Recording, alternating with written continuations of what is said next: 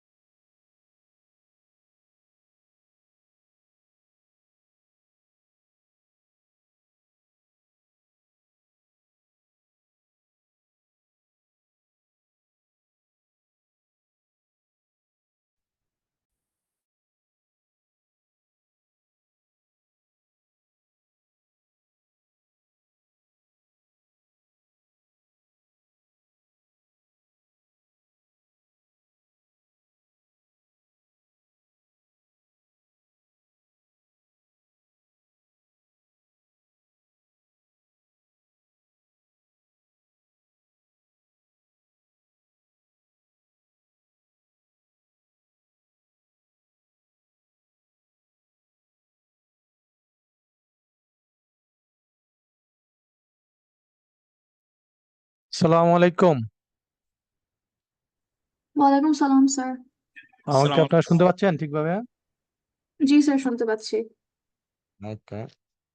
এখানে class representative আছেন কে? Sir আমি আছি, জেবা। ওকে।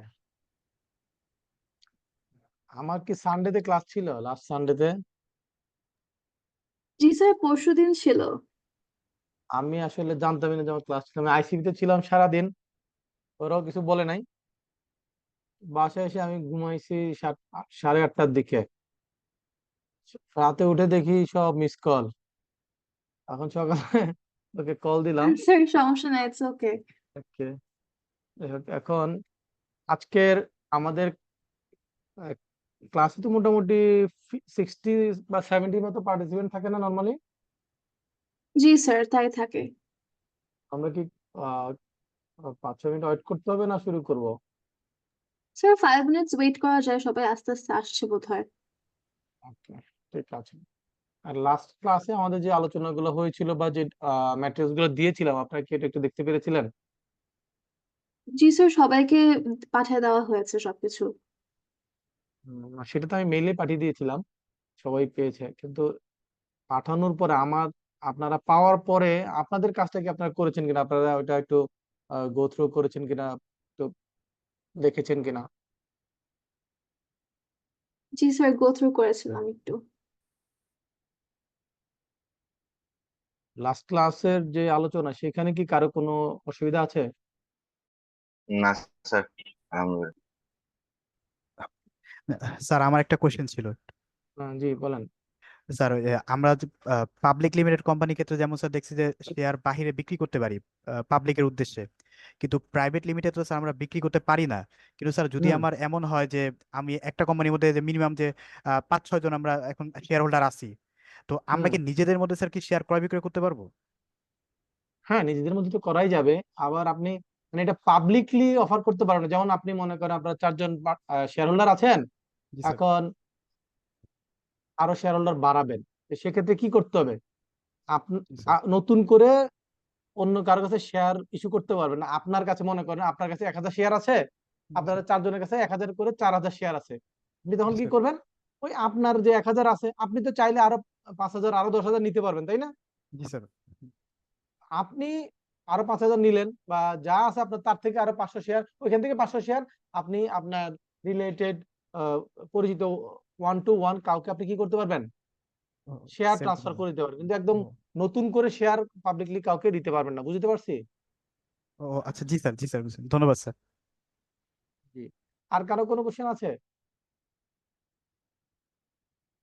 লাস্ট ক্লাসে বুঝতে পারি নাই বা কোনো জায়গায় সমস্যা আছে বুঝতে এরকম? স্যার ইন্ডাস্ট্রিয়াল আন্ডারটেকিংস ওই জিনিসটা যদি আর একটু বলতেন। ইন্ডাস্ট্রিয়াল আন্ডারটেকিং সিম্পল জিনিস এটা। ওইরকম যে private limited company, public limited company, যে কোনো অর্গানাইজেশন ইন্ডাস্ট্রিয়াল আন্ডারটেকিং হতে পারে। যেমন মনে করেন একটা কেমিক্যাল ফ্যাক্টরি, তাহলে এটা ফ্যাক্টরিটা এটা করতে গেলে কি তার লাগবে? তার একটা ফ্যাক্টরি সেট আপ করতে হবে, মেশিনারিজ থাকবে। যেই সব জায়গায় এরকম কোনো এস্টাবলিশমেন্ট থাকবে, মেশিনারিজ থাকবে, ফ্যাক্টরি থাকবে, ওগুলোকে ইন্ডাস্ট্রিয়াল আন্ডারটেকিং বলতেছে। এখন মনে করেন আপনি যদি একটা অফিস করেন, হ্যাঁ, কিন্তু আপনার বিজনেস শুরু করলেন কিন্তু আপনার কোনো সেট আপ লাগে না। কিরকম সেট আপ? যেমন ফ্যাক্টরি লাগে না, কোনো মেশিনারিজ লাগে না। যেমন আপনি ট্রেডিং বিজনেস করেন, তাহলে এটাকে কি ইন্ডাস্ট্রিয়াল আন্ডারটেকিং বলা যাবে?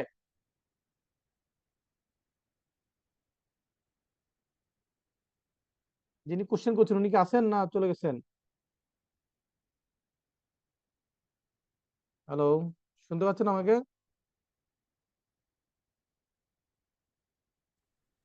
হ্যাঁ জি হ্যাঁ স্যার, স্যার। আপনাকে যিনি কোশ্চেন করছেন উনি কি আছেন না? জি স্যার, জি স্যার, আছি, আমি আছি। আপনাকে তো আমি জিজ্ঞেস করছিলাম একটা।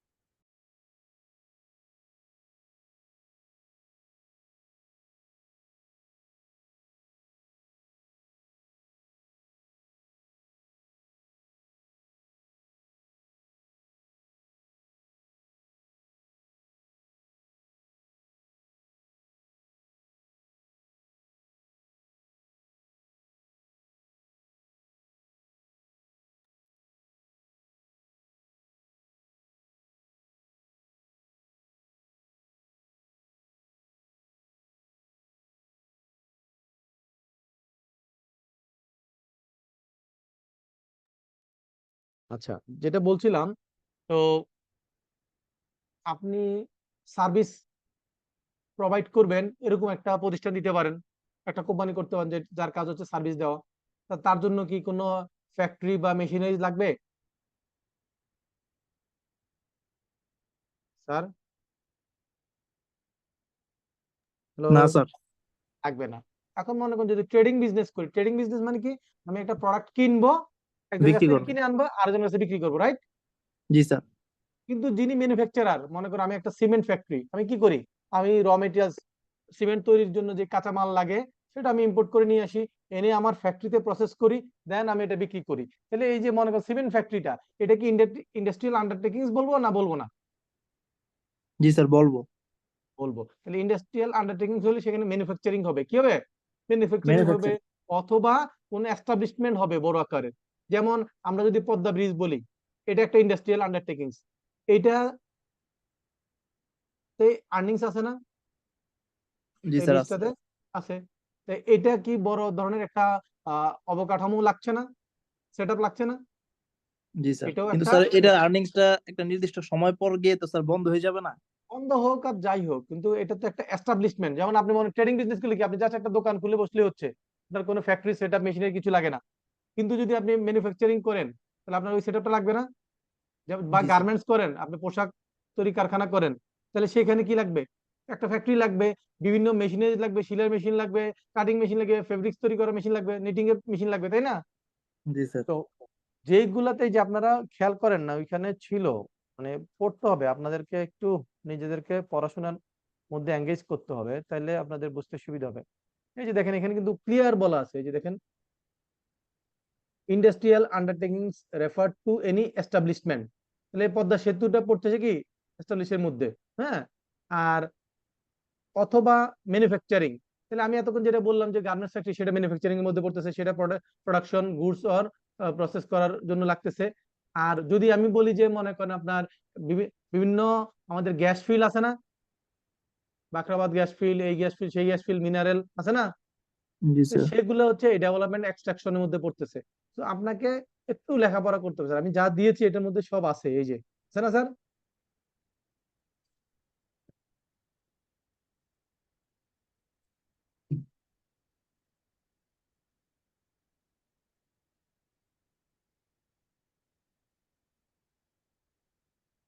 আর কারো কোনো কোশ্চেন আছে লাস্ট ক্লাসের?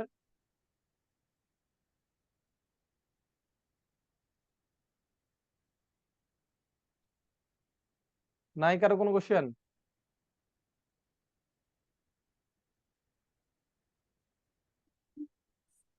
নেই মনে হয় স্যার সম্ভবত। মনে হয়, কিন্তু জি স্যার তার মোটামুটি মানে স্যার। হচ্ছে আমরা যারা ক্লাসে ছিলাম গত ক্লাসে, আমরা বাসায় ওই ক্লাস শেষ হওয়ার পরে নিজেরা পড়াশোনা করি নাই। তো যদি পড়াশোনা করতেন আপনার মাথায় অনেক অনেক কোশ্চেন ঘুরে বেরোইতো। যেহেতু কোশ্চেন নাই, দ্যাট মিনস হচ্ছে আপনি এটা নিয়ে কোনো স্টাডি করেন নাই। ব্যাপারটা কি সঠিক? না স্যার পড়ছি, কিন্তু স্যার হচ্ছে হলো আপনি যতদূর বুঝেছেন স্যার তো ওই পর্যন্ত বুঝছি স্যার, তো নতুন কোনো প্রশ্ন তো ওইভাবে আপনি হয়তো ইয়েস স্যার। হয়তো স্যার সামনে স্যার, মানে স্যার আগামী সামনে যে চ্যাপ্টার গুলোর সাথে ম্যাথে প্রয়োজন সামনে যে চ্যাপ্টার করার না কথা। তো, যতটুকু আপনি পড়েছি এর মধ্যেই অনেক কোশ্চেন থাকার কথা। হ্যাঁ স্যার। না স্যার মানে স্যার এর পর্যন্ত যতদূর বুঝাইছেন তত সময় বুঝছি স্যার। আমার আমার স্যার ব্যক্তিগতভাবে কোনো কোশ্চেন নেই এডুকের এটার ভিতরে। সাথে আরো কিছু ম্যাটেরিয়াল দিয়েছিলাম না মেইল করে? জি স্যার। জি যেমন স্যার স্যার হচ্ছে বিভিন্ন অল কোম্পানির মেমোরেন্ডাম মেমোরেন্ডাম আর্টিকেল সহ। অ্যাসোসিয়েশন, আর্টিকেল অফ অ্যাসোসিয়েশন দিয়েছি, দেন কোম্পানি একটা শিডিউল দিয়েছি, কোম্পানি অ্যাক্ট হ্যাঁ স্যার। দিয়েছি, তারপর আপনার প্রসপেক্টাস দিয়েছি, তাই না?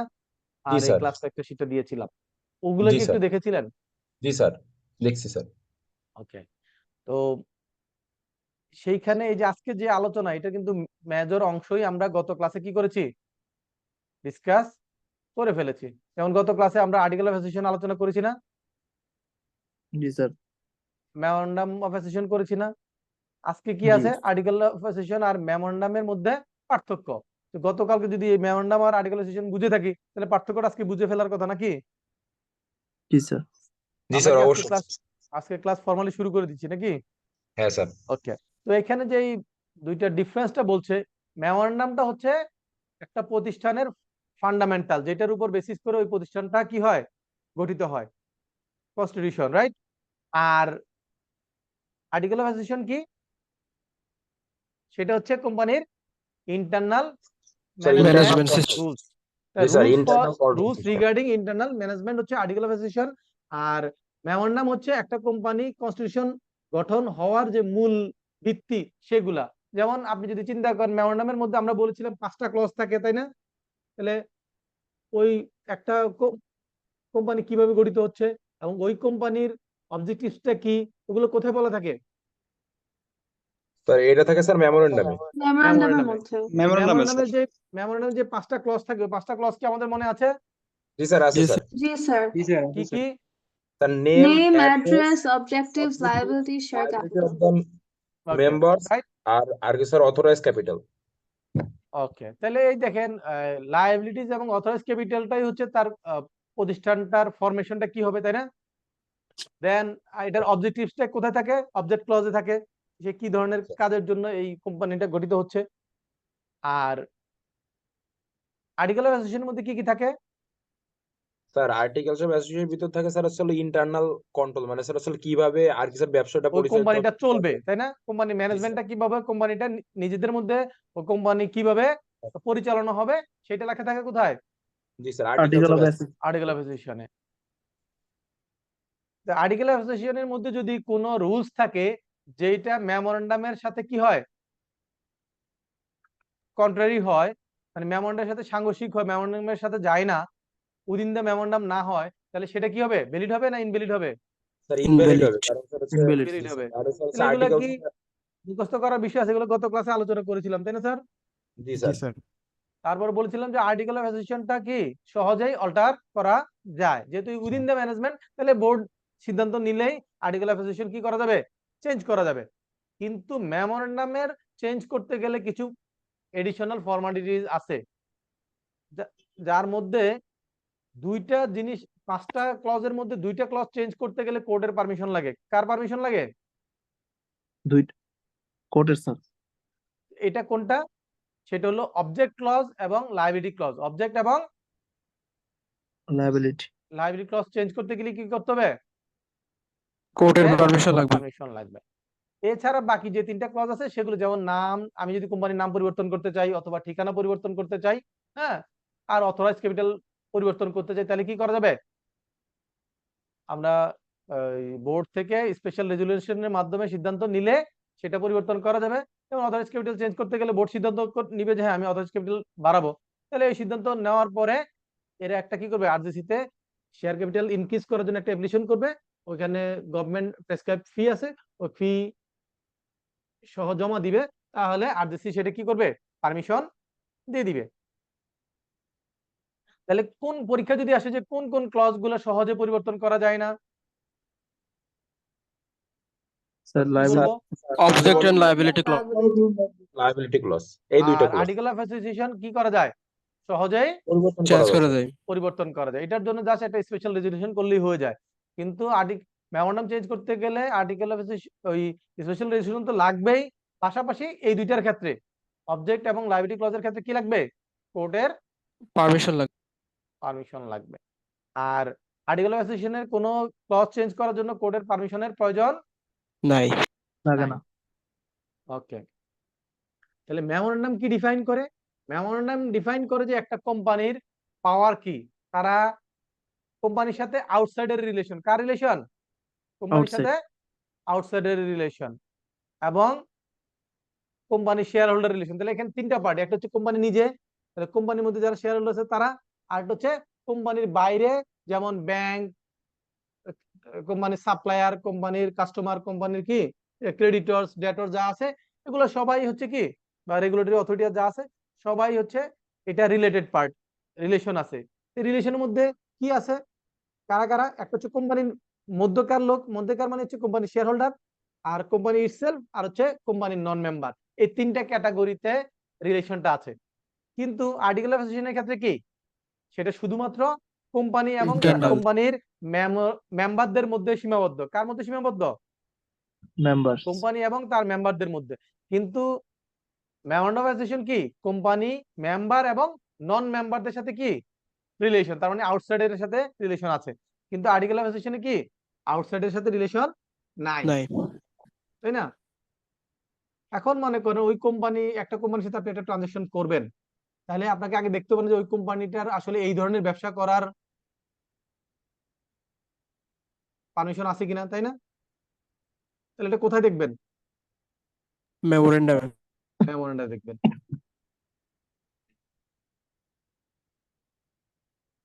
তারপর বলছে যে যদি কোম্পানির মেমোরেন্ডামের বাইরে গিয়ে act beyond the powers of the memorandum, মেমোরেন্ডামে যা অথরিটি দেওয়া আছে তার বাইরে গিয়ে সে কি করে, কোনো কাজ করে, তাহলে এটা কি ভ্যালিড হবে না ভয়েড হবে? ভয়েড মানে বাতিল, তাই না? তাহলে মেমোরেন্ডামে যেটা পারমিট করে না এমন কিছু করা যাবে না, যদি এমন কিছু করে সেটা ভয়েড। সেটা কি? ভয়েড। ভয়েড। এবং ওই মেমোরেন্ডামে কভার করে না এমন কোনো কাজ আপনি করলেন, করার পর পরবর্তীতে আবার মেমোরেন্ডাম কারেকশন করে, হ্যাঁ, বা বোর্ডে সিদ্ধান্ত নিয়ে আপনি কি করলেন, বললেন যে এটা আমরা রেটিফাই করব। রেটিফাই করা মানে কি, ঘটনাটা আগে ঘটছে, পরবর্তীতে সেটাকে কি করলেন, বৈধতা দিলেন। এটা যদি 100% শেয়ার হোল্ডারও এরকম ভোট দিয়ে এটাকে রেটিফাই করে, তাও এটা কি হবে না, এই সংশোধন করা যাবে না। না। তার মানে পরীক্ষা যদি এমন আসে যে মেমোরেন্ডামের বাইরে গিয়ে কোনো কাজ করলে সেটা যদি কোম্পানির মেম্বাররা আনএনিমাসলি মানে সর্বসম্মতিক্রমে যদি তারা কি করে এটা সংশোধন করার জন্য সিদ্ধান্ত নেয়, তাহলেও সেটা কি হবে না, কারেক্ট ভ্যালিড করা হবে না। যাবে না। কারণ যেই সময় ঘটনা ঘটেছিল সেই সময় এটা ওই অথরিটিতে পড়ে না। বুঝতে পারছি স্যার? জি স্যার। এটা হলো মেমোরেন্ডামের ক্ষেত্রে। এটা কিসের ক্ষেত্রে? মেমোরেন্ডামের মেমোরেন্ডাম। ক্ষেত্রে। কিন্তু যদি আর্টিকেল অফ অ্যাসোসিয়েশনের মধ্যে নাই, কিন্তু এরকম কোনো কাজ করেছেন কিন্তু মেমোরেন্ডামের মধ্যে কভার করে, আর্টিকেলে কভার করে না, তাহলে সেই ক্ষেত্রে ওই যদি রেটিফিকেশন করে মেম্বাররা, তাহলে এটা কি করা যাবে, সংশোধন করা যাবে। কিন্তু মেমোরেন্ডামের বাইরে গিয়ে কোনো কাজ করলে সেটা করা যাবে না। দুইটা পার্থক্য কি বুঝতে পেরেছি স্যার? জি স্যার। তার মানে আর্টিকেল অফ অ্যাসোসিয়েশনে কভার করছে না, কিন্তু মেমোরেন্ডামে কভার করে, এমন কোনো কাজ করলে সেটা পরবর্তীতে সংশোধন করে বৈধতা দেওয়া যাবে। কিন্তু যদি এমন কোনো কাজ করা হয় যেটা মেমোরেন্ডামে কভার করে না, তাহলে সেটা কি পরবর্তীতে সর্বসম্মতিক্রমেও যদি সিদ্ধান্ত নেওয়া হয়, তাও এটা কি করা যাবে না, সংশোধন ভ্যালিড করা যাবে না। করা যাবে না। বুঝতে পারছি স্যার? জি স্যার। বলছে যে if an act within the power of memorandum, মানে মেমোরেন্ডামের মধ্যে পড়ছে কিন্তু আর্টিকেল অফ অ্যাসোসিয়েশনে কভার করে না, তাহলে সে কি কি করতে হবে, আর্টিকেল অফ অ্যাসোসিয়েশনে কি করতে হবে, চেঞ্জ আনতে হবে, এটা রেটিফিকেশন করা যাবে, কারেকশন করা যাবে। কিন্তু যদি এটা কিসের মধ্যে না পড়তো, মেমোরেন্ডামের মধ্যে কভার না করতো, তাহলে সেটা কি করা যেত না, রেটিফাই করা যেত না। এখন দেখা গেল যে কোনো একটা সিদ্ধান্ত নিয়েছে, কোনো একটা কাজ করেছে যেটা আর্টিকেল অফ অ্যাসোসিয়েশন অনুযায়ী সাপোর্ট করে না, তখন কি করতে হবে, তখন ওই বোর্ডের সিদ্ধান্ত নিয়ে এটা ওই আর্টিকেল অফ অ্যাসোসিয়েশনে কারেকশন করতে হবে। কিন্তু যদি এমন হয় যে মেমোরেন্ডামের সাপোর্ট করে না, তাহলে সেই ক্ষেত্রে আর কিছু করার নাই, ওইটাকে বৈধতা দেওয়া যাবে না।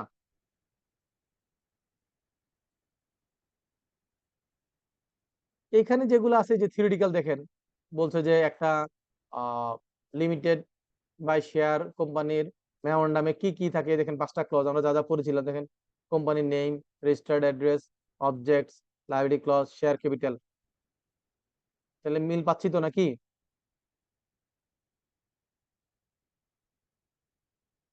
একটু মাঝে মধ্যে আওয়াজ দেন, নাহলে তো বুঝতে পারবো না যে আপনারা ঘুমায় গেছেন না আছেন। জি স্যার। জি স্যার। এই রমজানের মধ্যে আমি যদি টানা 1.5 ঘন্টা কথা বলি আর আপনারা মাঝে মধ্যে যদি একটু সাউন্ড না করেন, তাহলে কি এটা ভালো হবে? না স্যার। হবে না, মাঝে মধ্যে একটু আওয়াজ দিতে হবে। হ্যাঁ, ওকে, রেসপন্স করতে হবে। তারপর বলছে এখানে দেখেন কি memorandum association limited by share, এগুলা লিখছে। আমরা এখানে যা আছে তার চেয়ে একদম সোর্স ডকুমেন্টটা আমরা ভালো করে দেখেছি না, যেটা থেকে দেখা দরকার। কোনটা থেকে দেখেছিলাম? সরাসরি মেমোরেন্ডাম দেখেছিলাম। দেখা যাচ্ছে কিনা নাকি? জি স্যার দেখা যাচ্ছে। জি স্যার কি দেখা দেখা যাচ্ছে। যাচ্ছে? এটা কি যে কোনো কোম্পানি মেমোরেন্ডাম দেখা যাচ্ছে? না sir sir, company specimen of memorandum. হ্যাঁ, এটা স্যার কি আপনার সবুজ কালার? লেকচার শিটে দেখা স্যার যাচ্ছে। আপনার পিডিএফ টা দেখা যাচ্ছে, স্পেসিমেন অফ মেমোরেন্ডাম। তাহলে কিভাবে হবে? আমার তো এখানে স্যার ওই স্ক্রিনটা শেয়ার দেন তাহলে দেখা যাবে।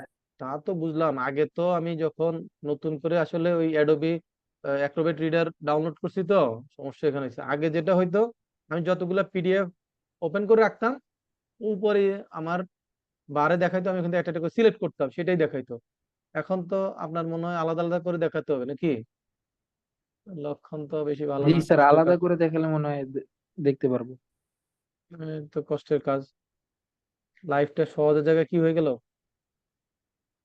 কঠিন হয়ে গেল। স্যার আপনি কি জুমে শেয়ার স্ক্রিন করার সময় শেয়ার হোল স্ক্রিন অপশনটা চুজ করছেন? তাহলে কিন্তু মাঝে মধ্যে মানে সমস্যাটা নাও হতে পারে। না, নর্মালি যেটা হয় আমার এখানে যেটা হতো আমার তো মনে করেন 5টা পিডিএফ ফাইল ওপেন, রাইট? তো ওই পিডিএফ এর একটা ফাইলের পাশাপাশি সবগুলোর নাম দেখাতো, আমি যেটা যেটা সিলেক্ট করতাম ট্যাবের মতো সেটা নিত। তো আজকে দেখি স্যার এটা আবার ঠিক, হ্যাঁ স্যার ক্রোম দিয়ে ওপেন করেন তাহলে এইভাবে হবে, অথবা অন্য কোনো ব্রাউজার দিয়ে। ওকে, যাই হোক, এখন আমি তো এটার জন্যই সমস্যায় পড়ে গেলাম, দেখি কি করা যায় স্যার গত এখন। ক্লাস তো হয়েছিল হ্যাঁ ঠিকমতো। হয়েছিল, ওই যে মাঝখানে যে বেশি কেরামতি করেছি এই জন্য ধরা পড়েছি। এটা এখন কি করা যাবে? এটা স্ক্রিন শেয়ার নিলাম।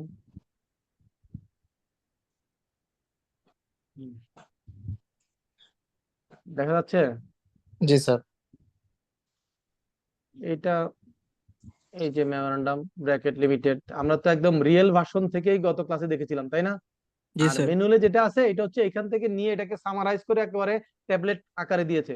তাহলে আমরা অরিজিনাল জিনিসটাকে দেখলাম যাতে আমাদের আজীবন কি লাগে, কাজে লাগে, তাই না? তাহলে এই যে 5টা ক্লজ, দেন হচ্ছে এগুলো, দেন যারা শেয়ার সাবস্ক্রাইবার থাকবে, নিয়ম হচ্ছে যারা কোম্পানির শেয়ার হোল্ডার থাকবে তাদের কমপক্ষে একটা করে কি করতে হবে, শেয়ার সাবস্ক্রাইব করতে হবে, তাই না? আর যদি ডিরেক্টর হইতে হয় তাহলে কি করতে হবে স্যার, মনে আছে? কোয়ালিফিকেশন। রাইট, কোয়ালিফিকেশন শেয়ার তাকে কি করতে হবে, অ্যাভেল করতে হবে, নাইলে সে কি হতে পারবে না, ডাইরেক্টর হতে পারবে না। রাইট। এই যে দেখেন আর্টিকেল অফ অ্যাসোসিয়েশন, এখানে বলা আছে এটা প্রিলিমিনারি, বলছে ইন্টারপ্রিটেশন এগুলা দিছে। দেন প্রাইভেট কোম্পানির ডেফিনিশনটা এটা তুলে দিছে আর কোম্পানি আইন অনুযায়ী। দেন বিজনেস, সে কি বিজনেস করবে সেটা হচ্ছে আর্টিকেল অফ অ্যাসোসিয়েশনে যেই অবজেক্ট ক্লজে বলা আছে সেই অনুযায়ী সে বিজনেস করবে, এটা এখানে বলছে।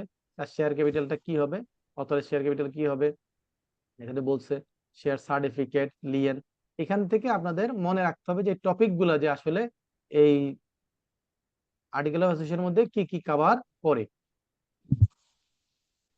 এই যে শেয়ার ট্রান্সফার এন্ড ট্রান্সমিশন, এই দুইটা শব্দের মধ্যে পার্থক্য আছে, কি আছে, পার্থক্য আছে। শেয়ার ট্রান্সফার মানে হচ্ছে একজন জীবিত শেয়ার হোল্ডার আরেকজনকে ট্রান্সফার করা, কিন্তু ট্রান্সমিশন কখন হয়, যখন বাই ল ট্রান্সফার হয়। তার মানে আপনি মারা গেলেন, মনে করেন আপনি শেয়ার হোল্ডার ছিলেন, আপনি মারা গেলেন, তাহলে আপনার এখন শেয়ার হোল্ডার কে, আপনার এই শেয়ারের মালিক কে এখন, উত্তরাধিকার যারা থাকবে স্যার। আপনার উত্তরাধিকার, তাই না? জি আইনগত স্যার। উত্তরাধিকার, এই যে দেখেন, এই যে আইনগত উত্তরাধিকাররা যদি ট্রান্সফার করে সেটাকে বলে ট্রান্সমিশন। আর যার শেয়ার সে নিজে যদি ট্রান্সফার করে সেটাকে কি বলে, ট্রান্সফার বলে। কিন্তু ট্রান্সফার। স্যার এটা কি শেয়ারটা জিনিস, ক্রয়ের সময় স্যার ওই যে ব্যাংকে অ্যাকাউন্ট খোলার সময় যেমন নমিনি টাইপ থাকে ওরকম কিছু একটা, নাকি এর উত্তরাধিকার কে পাবে স্যার?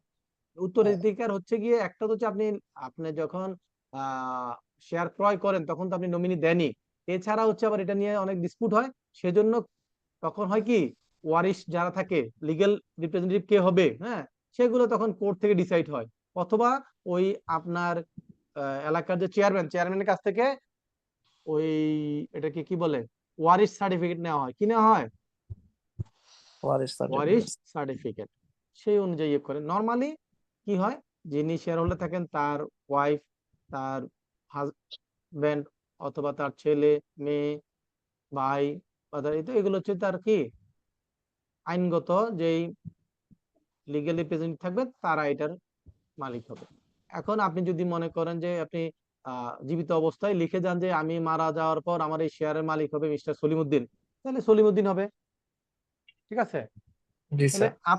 যার শেয়ার তিনি যদি ট্রান্সফার করেন সেটা হচ্ছে ট্রান্সফার, কিন্তু যার শেয়ার তার অবর্তমানে, দ্যাট মিনস সে মারা গেল অথবা উইল করে গেল, তাহলে সেগুলোর ক্ষেত্রে কি হবে, ট্রান্সমিশন। ট্রান্সমিশন। ট্রান্সমিশন। বুঝতে পারছি স্যার? জি স্যার। আর অল্টারেশন মানে পরিবর্তন, কিসের পরিবর্তন, শেয়ার ক্যাপিটাল। তো আপনি যদি শেয়ার ক্যাপিটাল বাড়ান বা কমান সেটা কিভাবে করবেন সেটা এখানে বলা আছে। বরোইং পাওয়ার, আপনি লোন যদি নেন কারো কাছ থেকে, ব্যাংক থেকে বা কোন কোন জায়গা থেকে লোন নিতে পারবেন, যদি এখানে লেখা থাকে যে আপনি পার্সন, এই যে দেখেন কোম্পানি লোন নিতে পারবে, যে কোনো পার্সন, ব্যাংক, ফার্মস, কোম্পানিজ এবং পার্টিকুলারলি ফ্রম এনি ডিরেক্টর, এই যে ডিরেক্টরের কাছ থেকে নিতে পারবে। এখন যদি তার এই আর্টিকেল অ্যাসোসিয়েশনে বলতো যে ডিরেক্টরের কাছ থেকে লোন নেওয়া যাবে না, কোনো ব্যক্তির কাছ থেকে নেওয়া যাবে না, তাহলে কোম্পানি ওই ধরনের ট্রানজাকশন করতে পারবে না, শুধুমাত্র ব্যাংক, ফার্ম, কোম্পানি থেকে নিতে পারবে। বুঝতে পারছি স্যার? তাহলে এখানে তার অথরিটিটা বুঝাচ্ছে যে তারা বোর্ডে যারা আছে তারা কি কি করবেন, কিভাবে করবেন, এগুলো সব এখানে বলা আছে। কোরাম মানে কতজন হলে ওই একটা মিটিং এর সিদ্ধান্ত নেওয়া যাবে। এখানে বলছে 4 জন। তাদের আমরা দেখছিলাম যে শেয়ার হোল্ডার ছিল, মেম্বার ছিল 6 জন, তার মধ্যে 4 জন লাগবে। তারা এখানে বলে যদি 3 জন বলতো তাহলে 3 জন।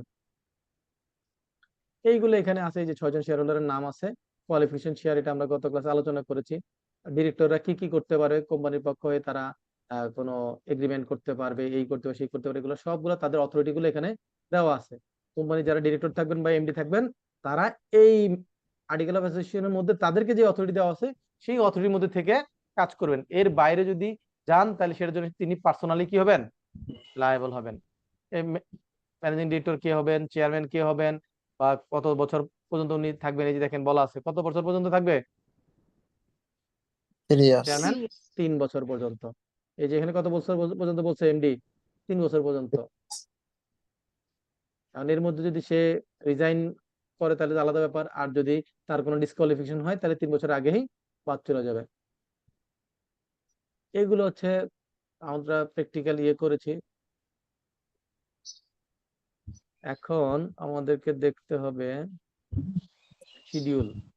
আমরা কি শিডিউলটা পাঠিয়েছিলাম না গত ক্লাসে? জি স্যার। তাহলে শিডিউল দেখেন, এখানে ফার্স্ট শিডিউলে কি আছে, শেয়ার দ্বারা সীমিত, সীমিত তার মানে কি কোম্পানির লিমিটেড বাই ব্যবস্থা। শেয়ার, তাই না? লিমিটেড বাই শেয়ার কোম্পানির ব্যবস্থাপনা সংক্রান্ত প্রতিবেদন, that means article of association. কি আর্টিকেল অফ অ্যাসোসিয়েশন? একটা অ্যাসোসিয়েশন। লিমিটেড বাই শেয়ার কোম্পানির আর্টিকেল অফ অ্যাসোসিয়েশনের মধ্যে কি কি থাকতে হবে, তাহলে সেটা কোথায় পাওয়া যাবে? তফসিল 1। সিলেক্ট। তফসিল 1। তো আপনাদেরকে এটার ভিতরে গিয়ে সব পড়ার দরকার না বা মুখস্থ করার দরকার, জাস্ট একটু গ্রো থ্রো করবেন শুধুমাত্র কোন শিডিউলের নামগুলা, যে শিডিউল 1, শিডিউল 1 এ কি থাকে, শিডিউল 2 তে কি থাকে, এইভাবে একটু আপনাদেরকে এই শিডিউল দেখেন টোটাল কয়টা শিডিউল আছে, শিডিউল কয়টা আছে? 12টা স্যার। 12টা। এই শিডিউল কোন শিডিউলে কি আছে এগুলো একটু আপনাদের জানতে হবে। যে শিডিউল 11 এর পার্ট 3 তে এখানে কিছু ডেফিনিশন, রিজার্ভ, এগুলো ডেফিনিশন বলছে। এরকম আপনারা ইন্ডেক্সটা একটু নিজেদের জন্য করে নেবেন, এটা ভবিষ্যতে কাজে লাগবে। পরীক্ষায় আসতে পারে যে এইটা কোন শিডিউলে বলা আছে বা এই শিডিউলে নিচের কোনটি বলা আছে, তখন আপনাকে ওখান থেকে টিক মার্ক দিতে হবে। বুঝতে পারছি স্যার? জি জি স্যার, স্যার। বুঝতে জন্য পেরেছি। জাস্ট টপিকটা জানা দরকার। হ্যাঁ, আচ্ছা, আজকে আমাদের যেই আলোচনা সেটা দেখেন, সেটা কিন্তু মেজরই আমাদের পড়াশোনা শেষ, কিন্তু এটার জন্য যেটা লাগবে সেটা হইলো স্ক্রিন শেয়ার যে দিব সব তো ক্লোজ করতে হবে কিছু।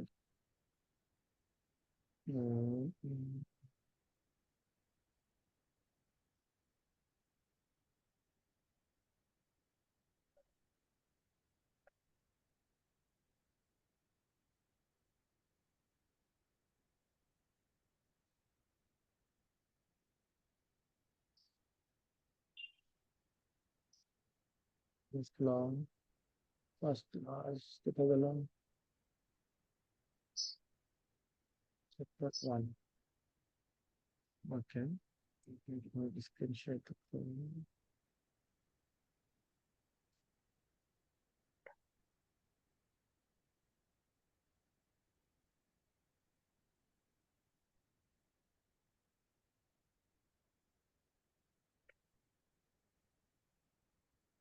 এই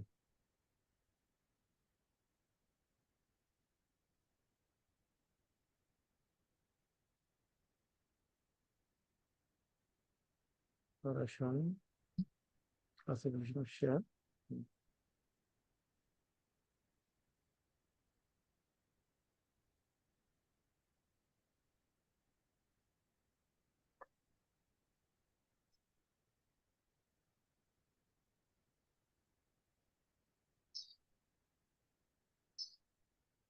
এই যে এখানে যা যা আছে এই জিনিসগুলো সব আমাদের আলোচনা হয়ে গেছে গত ক্লাসে। এখন আমাদের এই নতুন যে জায়গাটা সেটা হচ্ছে যে একটা মেমোরান্ডামে কিভাবে অল্টারেশন করতে হয়। আমরা তো জেনেছি যে মেমোরান্ডাম অল্টারেশন করতে গেলে স্পেশাল রেজুলেশনের মাধ্যমে করা লাগে, তবে দুইটা জায়গা চেঞ্জ করতে গেলে কি লাগে? গভর্নমেন্টের হচ্ছে গিয়ে সই গভর্নমেন্টের বা কোর্টের কোর্টের পারমিশন কোর্টের পারমিশন লাগে। গভর্নমেন্ট অথবা কোর্টের পারমিশন লাগে। তো এখানে বলছে যে এই মেমোরান্ডামে পরিবর্তন করার জন্য সেকশন 12 এর মধ্যে বলা আছে যে অবজেক্ট ক্লজ চেঞ্জ করতে গেলে কি কি ক্ষেত্রে অবজেক্ট ক্লজ পরিবর্তন করা যাবে, কোন কোন ক্ষেত্রে অবজেক্ট ক্লজ পরিবর্তন করা যাবে। এখন যদি পরীক্ষায় আসে যে একটা মেমোরান্ডামের অবজেক্ট ক্লজ নিচের কোন কোন কেসে চেঞ্জ করা সম্ভব, এই যে এখান থেকে যে কোনো 4টা দিবে, একটা ভুল দিবে, তাহলে আনসার তখন আমাকে করতে হবে কি কি। দেখেন, যদি আমি বিজনেসটা মোর ইকোনমিক্যালি এবং এফিশিয়েন্টলি করার জন্য কোনো চেঞ্জেস আনা লাগে সেটা, যদি এইটার মেইন পারপাস, তাহলে একটা বিজনেসের মেইন পারপাস কি, তার ওই অবজেক্ট ক্লজে যেটা বলা আছে সেটা, তাই না? জি স্যার। আর সেখানে বলা ছিল মনে করেন ট্রেনিং, এখন হয়তো এটা মনে করেন ছিল ফিজিক্যাল ট্রেনিং, এখন যুগ চেঞ্জ হয়ে দেখা গেল যে এটা কি আপনার এখন কি ফিজিক্যাল ট্রেনিং এর চেয়ে এখন অনলাইন ট্রেনিংটা যাতায়াত বা সবকিছু ডিস্টেন্স লার্নিং এর জন্য এখন ওটা প্রয়োজন হয়, তাই না স্যার? জি স্যার। জি তাহলে স্যার। সেই জন্য আপনি দেখলেন যে হ্যাঁ আমার ট্রেনিং বিজনেসটা ট্রেনিং এ আছে, কিন্তু ওই বিজনেসটাকে আমাকে কি করার জন্য আরো ইফেক্টিভলি করার জন্য আমাকে এটা যদি অনলাইন ট্রেনিং আমি করি তাহলে কি হবে, বিজনেসটা আরো ভালো হবে, তাই না? তাহলে এই যে ইমপ্রুভড ওয়েতে আমি কি করব, আমার ওই ট্রেনিং পারপাসটা ফুলফিল করব। To enlarge or change the local area, মনে করেন আগে আপনার বিজনেসটা ছিল যে এরকম, আপনি ওখানে লেখা ছিল যে আমার নামে যে আপনি শুধুমাত্র ঢাকা ডিভিশনে বিজনেস করবেন, কোথায় করবেন? ঢাকা ডিভিশন। ঢাকা ডিভিশনে। এখন আপনি দেখলেন যে না, আপনার এই বিজনেসটার প্যাটার্নটা এমন হয়েছে না সারা বাংলাদেশে এখন অপরচুনিটি আছে, বা দেশের বাইরেও আপনাকে বিজনেস করতে হবে বা এক্সপোর্ট করতে হবে, তখন আপনি কি করবেন? তাহলে আপনার মেয়র নামে এই পরিবর্তনটা আনবেন না যে আপনার কোন এরিয়াতে আপনি বিজনেস করবেন। জি স্যার। দেন বলছে carry on some business which under the existing circumstances may, মানে বর্তমান যেই মেয়র নামে যে অবস্থা আছে সেইটা দিয়ে দেখা যায় যে কোনো বিজনেস সঠিকভাবে পরিচালনা করা সম্ভব হচ্ছে না। হ্যাঁ, এটাতে আরো কিছু ইফেক্টিভ বা এফিশিয়েন্ট কিছু অ্যাড করা দরকার ওই পরিবর্তনগুলোর জন্য। তখন আপনাকে সেটা জাস্টিফাই করতে হবে, হ্যাঁ এই কারণে আমার বিজনেসের এই পরিবর্তনটা দরকার। Restrict or abandon any of the object, তার মানে ওই অবজেক্ট ক্লজে মনে করেন যদি আপনার 40টা টার্মস থাকে, আপনি সেখান থেকে কোনোটা বাদ দিবেন, তাহলে সেটা কি মনে করেন আগে হয়তো আপনার রিয়েল এস্টেট বিজনেসও ছিল, আপনার ল্যান্ড ডেভেলপিং ছিল, আপনি এখন চিন্তা করলেন যে না আমি ল্যান্ড ডেভেলপিং বিজনেসটা অবজেক্ট ক্লজে রাখবো না, তাহলে কি করতে হবে? তখন এটা ওই ব্যবসাটা আপনি করতে যাচ্ছেন না, বা ওই ব্যবসাটা যেই কয়টা ব্যবসা আগে ছিল সেখান থেকে কোনো একটা ব্যবসা রেস্ট্রিকশন হয়ে গেছে গভর্নমেন্টের অথবা বৈধ না, তখন আপনি কি করবেন? আপনার অবজেক্ট ক্লজ থেকে সেটা বাদ দিবেন। অথবা আপনি নিজেই চাচ্ছেন যে এই ধরনের ব্যবসা না করতে, আপনি হালাল বিজনেস করবেন, কি করবেন? হালাল বিজনেস করবেন, আপনি এখন আর সুদের ব্যবসা করবেন না, তাহলে আপনি কি অবজেক্ট ক্লজ থেকে সেটা বাদ দিবেন না? জি স্যার। জি sir. To sell or dispose of the whole or any of the, ওই যে আন্ডারটেকিং, মনে করেন আপনি একটা প্রতিষ্ঠানের একটা কোম্পানির 3টা ফ্যাক্টরি আছে, কয়টা ফ্যাক্টরি আছে? তিনটা। 3টা ফ্যাক্টরি। একটা ধরেন ওই যে রাজবাড়ী মানে ফরিদপুরের দিকে আছে, একটা আছে হচ্ছে গাজীপুর, আর একটা ধরেন আপনি এদিকে কোথায় সোনারগাঁর দিকে। এখন দেখলেন যে না, এখন ওই সোনারগাঁর ওই প্ল্যান্টটা আমার দরকার নাই, ইউনিটটা, কারণ ওইদিকে আমার প্রোডাক্ট খুব একটা বিক্রি হয় না, ওইদিকে এখন অনেক ফ্যাক্টরি হয়ে গেছে সেম নেচারের, এই জন্য আমার ওইটা ইফেক্টিভ হয় না, ওইটা আমি বন্ধ করে দিব, ওইটা ব্যবসা ভালো হয় না। তাহলে আপনি কোনো একটা বিজনেস ইউনিট বন্ধ করতে গেলে কি করতে হবে? মেমোরেন্ডাম জি। এখন ওই তারপর হচ্ছে মনে করেন আপনার গ্যাস ফিল্ড ছিল, আপনার গ্যাস ফিল্ডের জন্য ব্যবসা আপনি নিছেন, কারণ গ্যাস ফিল্ড ছিল, খনি ছিল 5টা, এর মধ্যে কোনো একটা গ্যাস ফিল্ড বন্ধ করবেন, তাহলে কি করতে হবে? বিক্রি করতে হবে। হ্যাঁ, ওই বিক্রি করার সময় বা ডিসপোজ অফ করার সময় তখন এটা পারমিশন লাগবে, কারণ আপনি একটা ক্যাপিটাল অ্যাসেট কি করছেন, অ্যাবান্ডন করছেন, তাই না? অথবা যদি আপনি কোনো কোম্পানি, একটা কোম্পানি আরেকটা কোম্পানির সাথে মার্জ হয়ে যায়, অথবা একটা কোম্পানিকে ভাগ করে 2টা কোম্পানি হয়, তাহলে মার্জার বা অ্যামালগেশন হলে তো সেক্ষেত্রে কি হবে? সেক্ষেত্রে ওই পারমিশন। অবজেক্ট ক্লজে পরিবর্তন আনতে হবে সেকশন 12 অনুযায়ী, এবং সেটার জন্য কি লাগে? কোর্টের পারমিশন লাগে। এটা ছিল আমাদের আজকের আলোচনা। নেক্সট ক্লাসে হচ্ছে প্রসপেক্টাস, আপনারা একটু বাসায় যে প্রসপেক্টাস আমি দিয়েছি সেটা একটু গো থ্রু করবেন।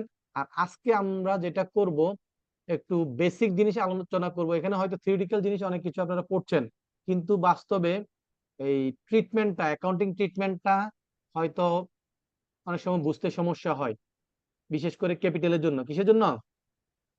ক্যাপিটালের জন্য। ক্যাপিটালের জন্য। আমি একটু একটা এক্সেল ফাইল ওপেন করি, তাহলে একটু লিখতে সুবিধা হবে।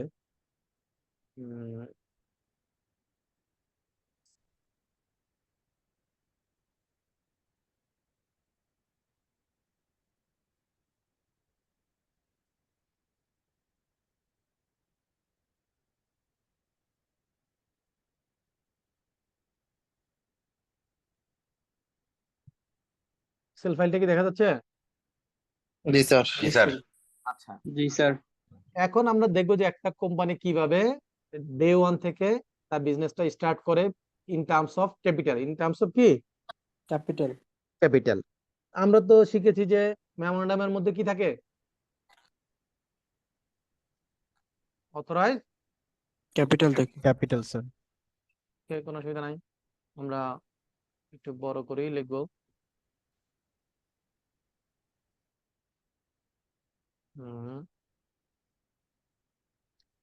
এখানে যদি আমরা লিখি অথরাইজড ক্যাপিটাল, দেখা যাচ্ছে কি লেখাটা? জি স্যার। Authorised capital. জি স্যার। অথরাইজড ক্যাপিটাল বলতে আমরা কি বুঝি স্যার? যেটা Highest amount of capital. অঙ্গীকারবদ্ধ স্যার, অঙ্গীকারবদ্ধ বুঝি যে যে Highest amount of capital a company can raise. কোম্পানির সর্বোচ্চ লিমিট সে কত শেয়ার ক্যাপিটাল করতে পারবে, রাইট? জি স্যার। টাকা পার শেয়ার, ওকে, দেন ভ্যালু, নাকি? জি স্যার। ভ্যালুটা কি হবে? টাকায় হবে নাকি? জি স্যার। ওকে, তাহলে এখন আমরা যদি একটা হাইপোথেটিক্যাল ডাটা নিয়ে কাজ করি, সে আমি বললাম যে একটা কোম্পানির 10 লাখ শেয়ার। কত শেয়ার? 10 লাখ। 10 লাখ শেয়ার। এটা একটু কমা চিহ্ন দেই, তাহলে আমাদের বুঝতে সুবিধা হবে। তাহলে একটা কোম্পানির 10 লাখ শেয়ার, রাইট? 10 টাকা করে। কত করে? 10 10 টাকা টাকা করে। করে। তাহলে ওই কোম্পানির অথরাইজ ক্যাপিটাল কত হবে? 1 crore. 1 crore, করতে রাইট? স্যার। জি স্যার। এইটা আমাদের বুকস অফ অ্যাকাউন্টসে বা ফিনান্সিয়াল স্টেটমেন্টের ইমপ্যাক্টটা কি? এই যে অথরাইজ ক্যাপিটালের ইমপ্যাক্টটা কি? কোনো ইমপ্যাক্ট নাই। হুম, স্যার এইটা তো কোনো ইনপুট নাই। কেন ইমপ্যাক্ট নাই? কারণ এটা ট্রানজাকশন না। কি এটা? অ্যাকাউন্টিং ট্রানজাকশন না। না। না, এটা জাস্ট একটা ইনফরমেশন। এটা কি? একটা জাস্ট ইনফরমেশন। ইনফরমেশন। তাহলে এটা অ্যাকাউন্টিং ট্রানজাকশন না, রাইট? তাহলে এটা লাল কালার করে দিলাম, ট্রানজাকশন না, তাই না? ক্রস, ওকে, ক্লিয়ার স্যার? তাহলে ওকে স্যার। অথরাইজ ক্যাপিটাল আমাদের বুকস অফ অ্যাকাউন্টসে আমরা যদি চিন্তা করি, ক্যাপিটাল মানে লাইবিলিটি। লাইবিলিটি কোথায় থাকবে? ফিনান্সিয়াল স্টেটমেন্টের ক্যাপিটালের লাইবিলিটি সাইডে থাকে, ব্যালেন্স শিটে। ব্যালেন্স শিটে থাকবে, ওকে, রাইট, খুব ভালো। যদি ওখানে থাকে তাহলে অথরাইজ ক্যাপিটাল, তাহলে ওখানে লাইবিলিটি হিসেবে একটা অ্যামাউন্ট থাকবে, এগুলো যোগফলে আসবে, তাই তো? কোম্পানির টোটাল লাইবিলিটি ক্যালকুলেশনে কি ওই অথরাইজ ক্যাপিটালের অ্যামাউন্টটা যোগ হয়ে আসবে, এই তো? না স্যার। আসবে না। এই কোন ভদ্রলোক আমার স্ক্রিনটাকে আবার দাগ দিয়ে শেষ করে দিচ্ছেন বলেন তো? আচ্ছা, তাহলে আমরা সবাই বুঝে গেলাম যে অথরাইজ ক্যাপিটাল, ওই দেখেন এখনো করছে 946। এটা কে? মির্জা। বাচ্চার কাছে দিয়ে গেছে নাকি ল্যাপটপ? যে তুমি একটু চালাও, আমি আসি। দেন তাহলে অথরাইজ ক্যাপিটাল আমরা সবাই বুঝে গেলাম এটা অ্যাকাউন্টিং ট্রানজাকশন না, এটার জন্য কোনো জার্নাল হবে না, কোনো কি ভাউচার এন্ট্রি হবে না, তাই না? জি স্যার। ওকে, তাহলে সর্বোচ্চ লিমিট হচ্ছে 10 লাখ শেয়ার। এখন আমরা ধরলাম যে 5 জন শেয়ার হোল্ডার। কয়জন শেয়ার হোল্ডার? 5 জন। 5 জন শেয়ার হোল্ডার, এবং তারা এক একজনে 2000 করে শেয়ার সাবস্ক্রাইব করবে। কত করে? 2000 করে। 2000 করে করবে, সাবস্ক্রাইব করবে। শব্দগুলো মনে রাখবেন, কি করবে? সাবস্ক্রাইব। সাবস্ক্রাইব করবে।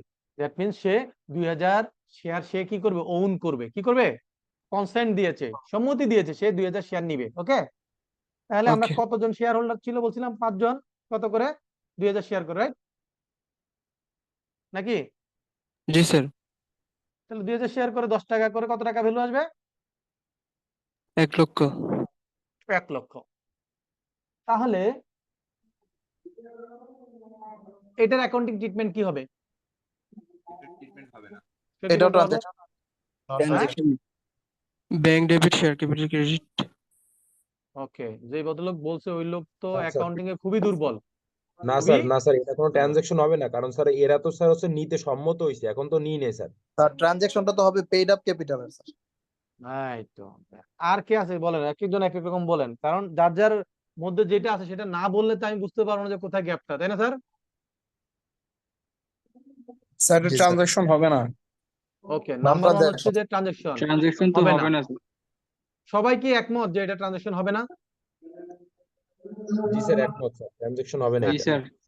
বাকিরা কি বলে? 2-3 জন বললে তো আমি বুঝতেছি না। জি স্যার, এটা ট্রানজাকশন হবে না। হবে না। আচ্ছা, এখন বলেন তো, আমি যখন কোনো কাস্টমার কাছে কোনো প্রোডাক্ট বিক্রি করি, হ্যাঁ, সে আমার সাথে কোনো একটা কন্ট্রাক্ট করে, এগ্রিমেন্ট করে। যখন একটা কন্ট্রাক্ট করলে, আপনি বাসা ভাড়া নিলেন, কন্ট্রাক্ট করলেন, তাহলে কি এটা কি ট্রানজাকশন হবে না হবে না? হবে না স্যার, হবে না স্যার। এর কোনো কেন? ট্রানজাকশন আপনি বাসা ভাড়া নিলে, কন্ট্রাক্ট করলে এটা ট্রানজাকশন হবে না? না স্যার। না স্যার হবে না, কারণ স্যার এখানে কোনো আর্থিক যখন কন্ট্রাক্টের উপর ভিত্তি। স্যার তখন হবে স্যার কেন? ট্রানজাকশন। আপনার কন্ট্রাক্টে বলা নাই যে প্রতি মাসের ভাড়া 20,000 টাকা, 50,000 টাকা, 1 লাখ টাকা লেখা আছে না? লেখা আছে কিন্তু কিন্তু টাকাটা তো স্যার এখানে কোনো আর্থিক সংগঠন লেনদেন নাই। হয়নি। তার মানে আপনারা বুঝে দিতে চাচ্ছেন যে নগদ টাকা লেনদেন না করলে, ক্যাশ টাকা ট্রানজাকশন বা ক্যাশে বা ব্যাংকে নগদ টাকা পেমেন্ট না করলে এটা ট্রানজাকশন হবে না, এটা বুঝতে চাচ্ছেন?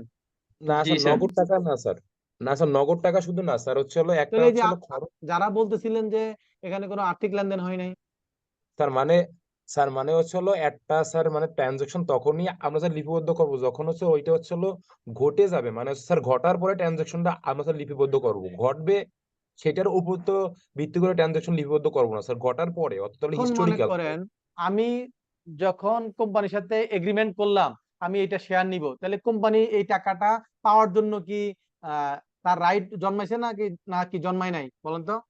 জি স্যার রাইটস জন্মাইছে স্যার। জি স্যার জন্মাইছে। তাহলে জি স্যার রাইট জন্মাইছে, দ্যাট মিন্স এটা একটা ট্রানজাকশন। রাইটস এন্ড অব্লিগেশন যদি জন্মায় তাহলে কি হবে? এটা একটা ট্রানজাকশন। ওকে, তাহলে অথরাইজ ক্যাপিটাল আমার ট্রানজাকশন না, কিন্তু সাবস্ক্রাইবড ক্যাপিটাল আমার কি?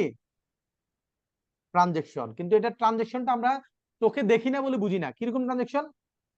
তাহলে এটার ক্ষেত্রে আমার ডেবিট কি হবে, ক্রেডিট কি হবে, তাই না? ডেবিট হবে রিসিভেবলস। কি হবে? রিসিভেবলস এগেইনস্ট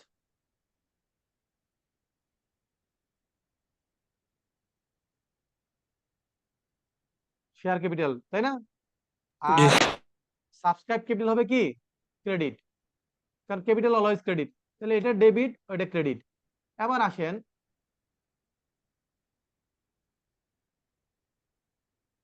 সাবস্ক্রাইব ক্যাপিটাল আমি বললাম যে 2000 শেয়ার নিব, 5 জনে 2000 করে 10,000 নিব।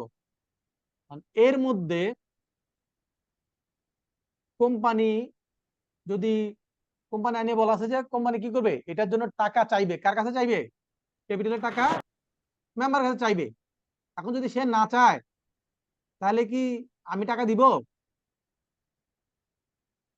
না স্যার। দিব না। তাহলে যখনই সে চাইবে, কে চাইবে? কোম্পানি চাইবে, তখন এটার নাম হয়ে যাবে কি? Called up. কি হয়ে যাবে? ক্যাপিটাল। Called up capital. বুঝা যাচ্ছে স্যার? তাহলে প্রথমে ছিল জি অথরাইজ ক্যাপিটাল 10 লাখ শেয়ার, সেখান থেকে আমি এটা একটু সংখ্যা একটু বাড়াই দেই আমার জন্য সুবিধা হবে।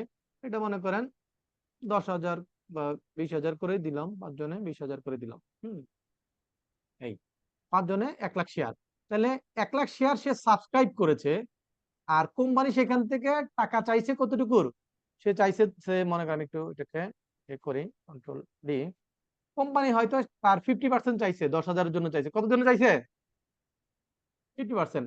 10,000 শেয়ারের 50%। এগেইনস্টে 5 জনে 50,000 এর এগেইনস্টে টাকা চাইছে। যখনই টাকা সে ডিমান্ড করবে কোম্পানি, তখন সেটাকে বলে কল্ড আপ ক্যাপিটাল। সেটাকে কি বলে? কল্ড আপস। তার মানে প্রথমে সাবস্ক্রাইবে থাকবে, এরপর কল্ড আপে গেলে, তাহলে এখন শেয়ার ক্যাপিটাল কি হবে? 50,000 থাকবে সাবস্ক্রাইবে, আর 50,000 কোথায় চলে যাবে? কল আপে চলে যাবে। আমরা যে এর আগে ওই এন্ট্রি দিয়েছিলাম রিসিভেবলস ডেবিট, রাইট? আর সাবস্ক্রাইব ক্যাপিটাল কি করছিলাম? Credit credit. করছিলাম। 1 লাখ, এই 1 লাখের 10 লাখ টাকা। তার মানে এখন তাহলে এখন যেহেতু আমি সাবস্ক্রাইব করলাম, এই সাবস্ক্রাইব কিভাবে হইলো? সাবস্ক্রাইব থেকে যখন কল আপে গেল, কি হইলো? ওই সাবস্ক্রাইব যে 1 লক্ষ শেয়ার ছিল সেখান থেকে 50,000 কল আপ করলাম। তাহলে সাবস্ক্রাইব কি আর এখন 1 লাখ আছে? না না, স্যার 50,000 নাই। দ্যাট মিন্স এখন তাহলে ট্রানজাকশনটা কি ঘটবে? ট্রানজাকশন হবে সাবস্ক্রাইব ক্যাপিটাল কমে যাবে। কি হয়ে যাবে? সাবস্ক্রাইব ক্যাপিটাল কমে যাবে। কমে যাবে। এই যে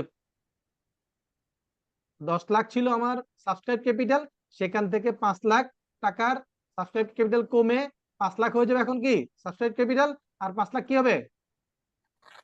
call up capital. Call up capital. তাহলে টোটাল দুইটা মিলে কি 5 লাখ মিলে 10 লাখ হচ্ছে না? জি স্যার। জি স্যার তাহলে এখানে দেখেন আমার এখানে যা ছিল এটা অ্যাডজাস্ট করে আমি এখানে নিয়ে আসলাম 5 লাখ, আর এখানে থাকলো 5 লাখ, তাহলে 10 লাখ হইলো। ঠিক আছে না স্যার? তাহলে আমরা কি করছি? ওই সাবস্ক্রাইব ক্যাপিটাল ডেবিট করছি 5 লাখ, আর কল আপ ক্যাপিটাল করছি ক্রেডিট 5 লাখ। তাহলে 5 লাখ থেকে যাচ্ছে সাবস্ক্রাইবে, আর 5 লাখ চলে আসছে কোথায়? কল আপে। তাহলে টোটাল 10 লাখ। এটুকু বুঝতে কোনো অসুবিধা আছে স্যার? না স্যার। না স্যার আচ্ছা, এখন কল আপ করলাম, টাকা চাইছি, এখন আপনি টাকা দিবেন না? জি স্যার। জি স্যার টাকা দিলে এটা হবে পেইড আপ। কি হবে? Paid up. টাকা এইটা দিলে পেইড আপ ক্যাপিটাল হবে। ওকে, তাহলে এখন পেইড আপ দিবে কোত্থেকে? পেইড আপ তো হবে কল আপ থেকে। কোত্থেকে? কল আপ থেকে। কল আপ থেকে। কল আপ থেকে। ভালো, আমি একটু এখানে লাইন গ্যাপ করে দিই, তাহলে গ্যাপটা বোঝা যাবে। এখন কল আপ থেকে, কল আপ ছিল 5 লাখ, তাহলে এখান থেকে আমি পেমেন্ট করলে তো 5 লাখ পর্যন্ত পেমেন্ট করবো না, তার চেয়ে বেশি করবো। 5 লাখ পর্যন্ত। 5 লাখ এখন ধরে পর্যন্ত। নিলাম যে আমি ধরে নিলাম যে এই কল আপ যা করলো তার থেকে পুরো টাকা পেমেন্ট করি নাই, করলাম কতটুকু? তার অর্ধেক করলাম। কত করলাম? অর্ধেক। 25,000। 5,000, 25,000 করলাম, তার মানে 2.5 লাখ পেমেন্ট করলাম। তাহলে এখন আমার অবস্থা কি দাঁড়াবে? অবস্থা হইলো,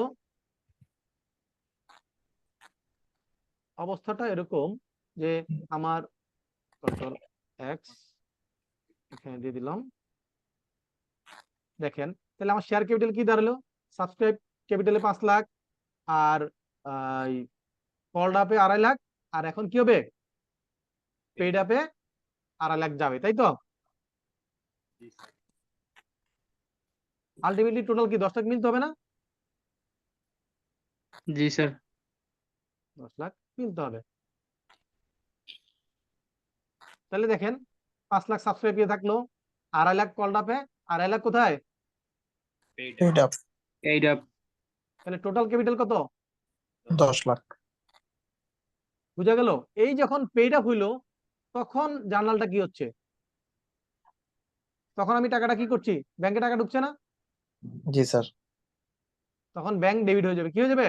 bank debit, paid up bank capital debit credit হয়ে স্যার। যাবে। রাইট। এই যে তার মানে আমাদের একটা কোম্পানির শুরু হয় অথরাইজ ক্যাপিটাল দিয়ে, এটা হচ্ছে সর্বোচ্চ লিমিট। এটা কি সর্বোচ্চ লিমিট? দেন সাবস্ক্রাইব করে, নরমালি এই ডিফারেন্সটা সাবস্ক্রাইব আর কল আপের গ্যাপটা আমরা দেখি না, কারণ যা সাবস্ক্রাইব করে তাই কল আপ হয়ে যায়। ঠিক আছে? এবং ইনিশিয়াল যেটা কল আপ থাকে সেটা পেমেন্ট করেই তারা কি করে? শেয়ারটা নেয়। এই জন্য আমরা এই ডিফারেন্স গুলো বুঝতে পারি না। ধাপটা হচ্ছে অথরাইজ ক্যাপিটাল থাকবে, সাবস্ক্রাইব ক্যাপিটাল, দেন কল আপ, এরপর কি হবে? Paid up. পেইড আপ হবে। এটা আমি বুঝলাম যে কিভাবে পেইড আপ ক্যাপিটাল পর্যন্ত যায়। তাহলে আমরা ব্যালেন্স শিটে কোনটা দেখি? পেইড আপটা। পেইড আপটা দেখি স্যার। তাই না? গেল।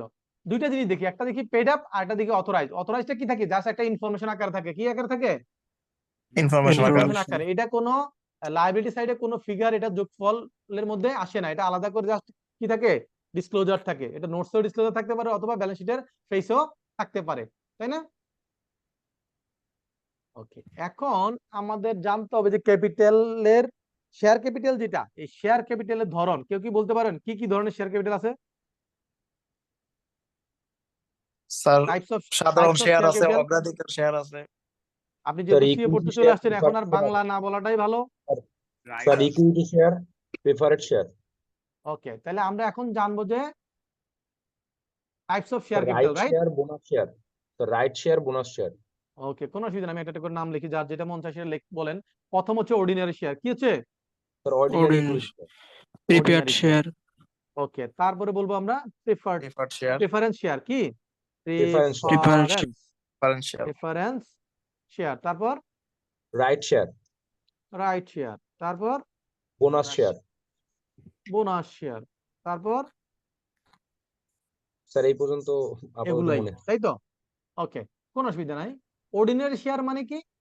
অর্ডিনারি শেয়ার মিন্স হচ্ছে যে ওই কোম্পানির এই যে মেমোরেন্ডাম অনুযায়ী যারা শেয়ার হোল্ডার, এই এরা হচ্ছে সকল মেম্বার, এটা হচ্ছে জেনারেল, এবং অর্ডিনারি শেয়ার হোল্ডার হচ্ছে এইটা।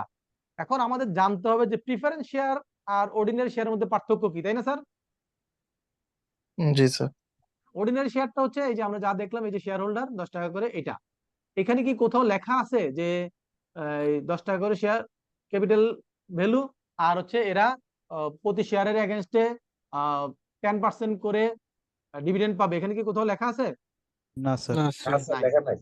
তাহলে অর্ডিনারি শেয়ার হোল্ডাররা কি হয়? তারা হচ্ছে কোম্পানির সব খরচপাতি দিয়ে যেই প্রফিটটা থাকবে, নেট প্রফিট, এইটা সম্পূর্ণটার অধিকারী কে হবে? Ordinary share sir. তাহলে অর্ডিনারি শেয়ার হোল্ডার হচ্ছে যে কোম্পানি যত রিটেন আর্নিংস থাকবে, রিটেইনড আর্নিংস, তাই না? এই রিটেন আর্নিংস এর সম্পূর্ণ মালিক কে? Ordinary sir share sir. Ordinary shareholder. Ordinary shareholder হচ্ছে রিটেন আর্নিংস এর মালিক। ওকে, একটা কোম্পানি একটা বছরে, সারা বছরে নেট প্রফিট তার দাঁড়ালে ট্যাক্স দিয়ে তার দাঁড়ালে মনে করেন 2 কোটি টাকা, তাহলে এই টাকাটা কে পাবে? Ordinary share holder sir.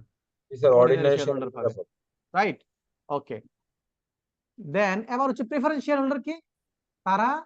তাদেরকে বলা হচ্ছে যে হ্যাঁ, তাদের ক্যাটাগরি আলাদা, প্রেফারেন্স, তারা একটু হাই লেভেল, তারা কি একটু হাই লেভেলের, তাদেরকে কিছু প্রেফারেন্স দেওয়া হচ্ছে, তাদেরকে কিছু প্রায়োরিটি দেওয়া হচ্ছে। কি প্রায়োরিটি দেওয়া হচ্ছে?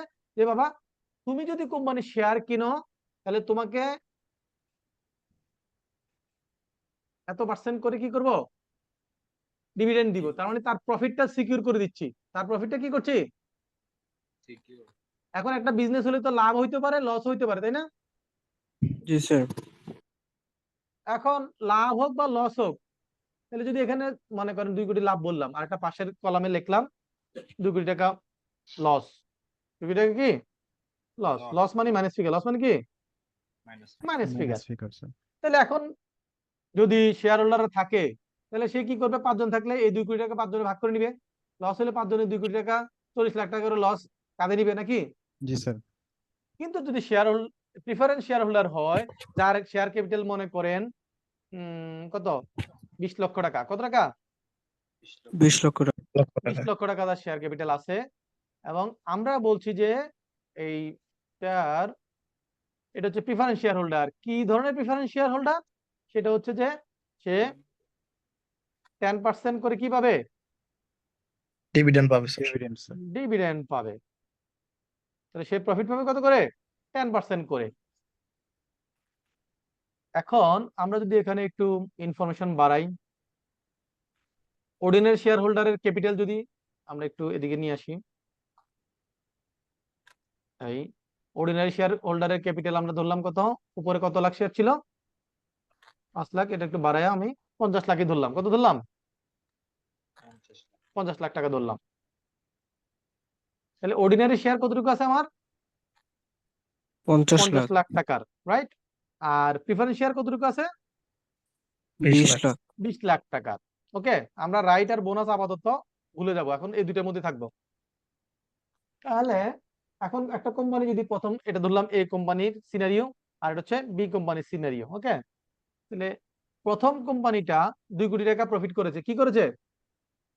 2 কোটি টাকা প্রফিট স্যার। প্রফিট করেছে। এটাকে আমি একটু উপরে নিয়ে যাই, প্রফিট করেছে। তাহলে প্রেফারেন্স শেয়ার হোল্ডারদের সুবিধাটা হচ্ছে তারা এই কোম্পানির প্রফিট ডিস্ট্রিবিউশনের ক্ষেত্রে তাদের দাবি সবার আগে। কাদের দাবি সবার আগে? প্রিফারেন্স শেয়ার হোল্ডারদের। তাহলে এই 20 লাখ টাকার এগেইনস্টে সে কতটুকু প্রফিট পাবে? 20 2 লাখ লক্ষ টাকার টাকা। 10%, 2 লাখ 20 টাকা লাখ স্যার। টাকার 10%, রাইট? জি স্যার। ঠিক আছে স্যার। আর এখন মনে করেন আমি ধরে নিলাম এই প্রফিটটা হইলো 3 লাখ টাকা। কত হইলো? 3 লাখ হয়েছে নাকি 3 হয় লাখ নাই? টাকা 3 লাখ হয়েছে টাকা স্যার। তাহলে একটা কোম্পানি যদি 3 লাখ টাকা প্রফিট হয়, আর প্রথমে কাকে তাহলে ডিভিডেন্ড দিব আমরা? প্রেফারেন্স শেয়ার হোল্ডারদের। তাহলে কত ডিভিডেন্ড দিব? তো 2 লক্ষ টাকা, তাহলে আর ব্যালেন্স রইলো কত? 1 লক্ষ টাকা। 1 লক্ষ টাকা। এই বাকি 1 লক্ষ টাকা কে পাবে? Ordinary share holder. এখন দেখেন, যারা প্রিফারেন্স শেয়ার হোল্ডার তাদের মাত্র ক্যাপিটাল ছিল কত? 20 লাখ। সে ডিভিডেন্ড পাইলো 2 লক্ষ টাকা। আর যাদের ছিল 50 লক্ষ টাকা তারা পাইলো কত? 1 1 লক্ষ টাকা। তাহলে এখান থেকে কি বুঝলাম? একটা কোম্পানির প্রফিট কম হোক বা লস হোক, প্রিফারেন্স শেয়ার হোল্ডাররা তার কি পাবে? ডিভিডেন্ড পাবে। ডিভিডেন্ড পাবে। এখানেও সেম, লস হইছে তারপরে তার ডিভিডেন্ড সে পাবে। তার ডিভিডেন্ড কি সে পাবে। পাবে? পাবে না। এটা কি কিছুই পাবে না, উল্টা আরো কি হবে? এই 2 কোটি টাকার লসের ভাগীদার হইতে হবে নাকি? জি স্যার। তাহলে এটা প্রত্যেক জনে কি হবে? এই 2 কোটি টাকার লসটা নিতে হবে। তাহলে তার লসটা কত হবে? এই 2 কোটি টাকা পুরোটাই তার লস। কিন্তু হোয়ারএজ প্রিফারেন্স শেয়ার হোল্ডার কোম্পানি লসে থাকার পরও তার 2 লক্ষ টাকার কি নাই? মাইন নাই, আছে? লস নাই। একদম তার এটা সিকিউরড। ওকে। জি স্যার, জি স্যার, তাহলে স্যার তো কোম্পানি যদি লসও করে তবুও তো তাদের যেভাবে পারে দেয়া লাগবে। আচ্ছা, আমি একটু এত স্পেসিফিক একটু পরে যাচ্ছি, জাস্ট এখন বোঝানোর চেষ্টা করছি যে একটা কোম্পানির লাভ হোক লস হোক, এখন মনে করেন যদি 2 লক্ষ টাকা তার কি হইলো? ডিভিডেন্ড পাইলো নাকি? এটা আমরা একটা কালার করে রাখলাম, ব্লু কালার।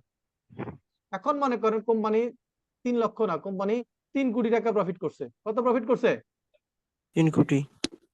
তাইলে এখন ওই সময় তো 3 লাখ করার কারণে এরা মাত্র ভাগে পাইছে 1 লাখ টাকা। এখন ভাগে দেখেন এরা কত পাইছে?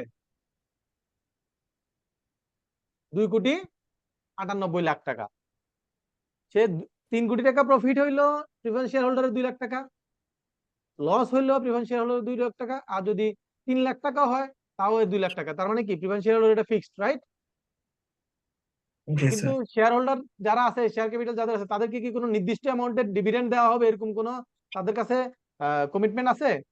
না না স্যার। স্যার। যদি না এরকম স্যার। কোনো কমিটমেন্ট থাকে তাহলে সেটা হবে preference shareholder. Okay sir. জি ইয়েস স্যার। স্যার। কোম্পানি যদি কোনো উইন্ডিং আপে যায় তাহলে ওই প্রিফারেন্স শেয়ার হোল্ডারদের আগে পাওনা পরিশোধ করার পর তারপরে গিয়ে জেনারেল শেয়ার হোল্ডারদের পাওনা পরিশোধ করতে হবে। বুঝতে পারছি স্যার? তাহলে জি স্যার। প্রায়োরিটি কার আগে? প্রেফারেন্স শেয়ার হোল্ডারদের। প্রিফারেন্স শেয়ার হোল্ডারদের। এখন যদি আমরা হিসাব করি, দেখেন এই 2 কোটি 90 ডিভাইডেড বাই 50 লাখ গুণন 100 না, তাহলে কত পার্সেন্ট সে প্রফিট পাইলো? 596% 96। নাকি? জি স্যার। তাহলে তার 5 গুণ, 5 টাইমস সে কি করলো? প্রায় 6 টাইম সে বেনিফিট পাচ্ছে। আর এখানে পাচ্ছে কত? মাত্র 10%। 10 লাখ টাকার 10%। তাহলে প্রিফারেন্স শেয়ার অর্ডিনারি শেয়ারের মধ্যে কি পার্থক্য বুঝতে পেরেছি স্যার? জি স্যার। জি স্যার। ওকে। এখন আরেকটু আলোচনা আছে প্রিফারেন্স শেয়ার হোল্ডার নিয়ে। কি নিয়ে? Preference share holder sir. Preference share holder নিয়ে। প্রিফারেন্স শেয়ার হোল্ডারের আবার 2টা ক্যাটাগরি আছে। কয়টা ক্যাটাগরি আছে? 2টা। 2টা ক্যাটাগরি। একটা হচ্ছে কিউমুলেটিভ, একটা নন কিউমুলেটিভ। আর একটা হচ্ছে নন কিউমুলেটিভ। এখন যদি এটা আমি থিওরিটিক্যাল পড়াইতাম, মুখে বলতাম, এটা কি বোঝানো সহজ হতো না কঠিন হতো স্যার? কঠিন হতো স্যার। কঠিন হতো। তাহলে কিউমুলেটিভ আর নন কিউমুলেটিভ 2টা ক্যাটাগরি। কিসের 2টা category? Preference share holder sir. Preference share holder. Preference share হোল্ডারের 2টা ক্যাটাগরি। কি ক্যাটাগরি? কিউমুলেটিভ, নন কিউমুলেটিভ। এখানে ধরে নিলাম যে একটাই কোম্পানি। কয়টা কোম্পানি? একটা স্যার। একটাই কোম্পানি। এটা হচ্ছে ফার্স্ট ইয়ার, এটা কি ফার্স্ট ইয়ার, এটা হচ্ছে সেকেন্ড, সেকেন্ড ইয়ার, এটা হচ্ছে থার্ড ইয়ার। Third year. ওকে। এখন কিউমুলেটিভ আর নন কিউমুলেটিভ পার্থক্য আমরা কিভাবে বুঝবো? এটা মনে করেন যা যা আছে আমি তাতা লিখলাম, তাতা লিখলাম, কোনো অসুবিধা নাই, লিখলাম, লেখার দরকার লিখলাম, লেখার দরকার লিখলাম, পরে যা যা করার করবো, তাই না?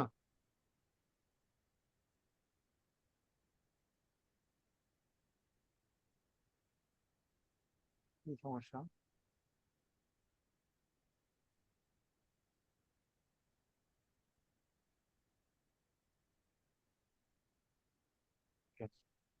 আচ্ছা, এবার কালার গুলো তুলে দেই। দেখেন আমরা প্রথম অংশটা ভুলে গেলাম, প্রথম অংশটা কি করলাম, ভুলে গেলাম। এখন এই দুইটা হচ্ছে কি, একটা কিউমুলেটিভ একটা নন কিউমুলেটিভ। এগুলো একটু ছোট করে দিলে হচ্ছে, একটু ছোট করে দিলে হচ্ছে। ওকে, ডান। এবার দেখেন যদি কিউমুলেটিভ হয়, এখন আমাদের প্রথম বছরে লাভ আছে না লস আছে স্যার? লাভ আছে স্যার। লাভ আছে। এখন লাভটাকে আমরা লস বানাই দিব, কি বানাই দিব? লস। লস বানাই দিব। ওকে, লস বানাই দিব। এগুলোর আমার আপাতত হিসাব রাখবো না, যেহেতু শুধু এটা নিয়ে আলোচনা করবো, ওইটা নিয়ে বলি। তাহলে কি করছি, তাহলে আমার লস ছিল প্রথম বছর, দ্বিতীয় বছরও লস, দ্বিতীয় বছরও লস, তৃতীয় বছরে এসে আমার লাভ হইলো। কি হইলো? লাভ হইলো। আমি তো প্রত্যেক বছর একই তো পাবো, 10 10 করে পাবো, লাভ যত বেশি হোক বা কম হোক, আমার কি ফিগার চেঞ্জ হবে? না স্যার। No sir. ওকে, পার্থক্যটা হচ্ছে যদি এটা নন কিউমুলেটিভ হয়, তাহলে লস হলে এটা আর কি হবে না, ওই বছর যদি প্রফিট থাকে তাহলে পাবে, লস হলে পাবে না। লস হলে কি হবে না স্যার। পাবে না। তাহলে নন কিউমুলেটিভ হইলে আপনার এটা ওই বছরেরটা প্রফিট হয় নাই, তাহলে এইটা পরের বছরে গিয়ে এইটা প্রফিট হলে সেখান থেকে ভাগ পাবেন, এরকম সুযোগ নাই। মানে এটা কিউমুলেটিভ চলতে থাকবে না, আপনার আউটস্ট্যান্ডিংটা বাড়তে থাকবে না, যে বছরে প্রফিট হবে সে বছর পাবে। আর যদি কিউমুলেটিভ হয় তাহলে লস হোক আর যাই হোক প্রত্যেক বছরের টাকাটা জমতে থাকবে। এই যে দেখেন 3 বছরে কত জমছে, 6 লাখ টাকা স্যার। 6 লাখ টাকা। এই ফার্স্ট ইয়ারে তার জমবে 2 লাখ, পরের বছরে জমবে 2 লাখ। আর এই টোটাল পেমেন্টটা পাবে কখন, থার্ড ইয়ারে যখন প্রফিট হবে, তখন একসাথে যত জমলো সবগুলো একসাথে পাবে। 3 বছরে কত জমলো, 6 লাখ স্যার। এই থার্ড ইয়ারে গিয়ে সে একসাথে, থার্ড ইয়ারে গিয়ে সে একসাথে 6 লাখ টাকা পাবে। বুঝতে পারছি স্যার? Yes sir. স্যার তাহলে কিউমুলেটিভ মিন্স আপনার যেই বছরে প্রফিট হয় না, ডিভিডেন্ড দিতে পারছেন না, সেই বছরে ডিভিডেন্ড আপনার জমা থাকবে, যেই বছর প্রফিট হবে তখন ডিস্ট্রিবিউট হবে। তখন কি হবে, ডিস্ট্রিবিউট হবে। তাহলে দেখেন যদি কিউমুলেটিভ হয়, তাহলে প্রথম 2 বছর লস ছিল, ওই টাকা সহ তৃতীয় বছরে গিয়ে একসাথে 6 লক্ষ টাকা পাবে। আর যদি নন কিউমুলেটিভ হয়, প্রথম 2 বছর লস ছিল, এই 2 বছরে পাবে না, তৃতীয় বছরে গিয়ে কত পাবে, শুধু 2 লাখ টাকা স্যার। 2 লাখ টাকা পাবে। তো দুইটার পার্থক্য কি বুঝাতে পারছি স্যার? জি স্যার। জি sir. Cumulative non cumulative, that means cumulative মানে এটা জমতে থাকবে, যে বছর প্রফিট হবে একসাথে বিগত সব বছরের ডিভিডেন্ড একসাথে সে নিতে পারবে। কিন্তু নন কিউমুলেটিভ যদি হয়, ওই প্রফিট না হইলে ওইটা ওই বছরই কি শেষ, ওইটা এক্সপায়ার হয়ে যাবে, এটা আর সামনে ক্যারি ফরওয়ার্ড হবে না। এটুকু বুঝতে তো কোনো অসুবিধা নাই স্যার? না স্যার। ওকে, এখন আমরা যাব হচ্ছে কোথায়, অর্ডিনারি শেয়ার ক্যাপিটাল আমার কত ছিল, 50 লাখ ছিল না? 50 লাখ ছিল, শূন্যটা কমাই দিলাম, থাকলো। এই 50 লাখ আমার অর্ডিনারি শেয়ার ছিল। এটাকে যদি আমরা ডিস্ট্রিবিউশন এরকম করি, এটা হচ্ছে সমান 5 লাখ গুণন 10, তাহলে 50 লাখ নাকি? তাহলে 5 লাখ শেয়ার 10 টাকা করে, 50 লক্ষ টাকা। এই তো স্যার, তাহলে নাম্বার অফ শেয়ার কত, 5 লাখ। 5 লাখ এখন শেয়ার এটাকে স্যার। যদি আমরা এরকম করি, mister A B C D করি, এ বি সি, ওই কি আসতেছে, B C D D and E. Okay, 5 জন, কয়জন, 5 জন হচ্ছে শেয়ার হোল্ডার। এবং সবাই যদি আমরা ধরি যে নাম্বার অফ শেয়ার কি, নাম্বার অফ স্যার 4টা আসছে। 4টা, সি আবার কোথায় গায়েব হয়ে গেল? ও, কিউমুলেটিভের জন্য ঝামেলা করছে, জন্য। এখন আসছে, ঠিক আছে? জি স্যার। ওকে, এখন আমরা ধরে নিলাম যে এনারা, এর হচ্ছে 1 লাখ শেয়ার, এর হচ্ছে 2 লাখ শেয়ার, এর হচ্ছে 50,000, এর হচ্ছে 50,000, এর হচ্ছে 1 লাখ। ওকে,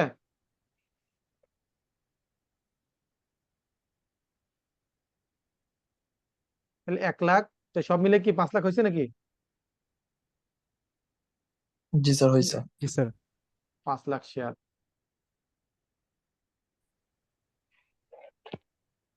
ওকে, তাহলে এখন আসেন, এটা হলো নাম্বার অফ শেয়ার। এটা কি নাম্বার অফ শেয়ার। শেয়ার দেন টাকা, তাই না?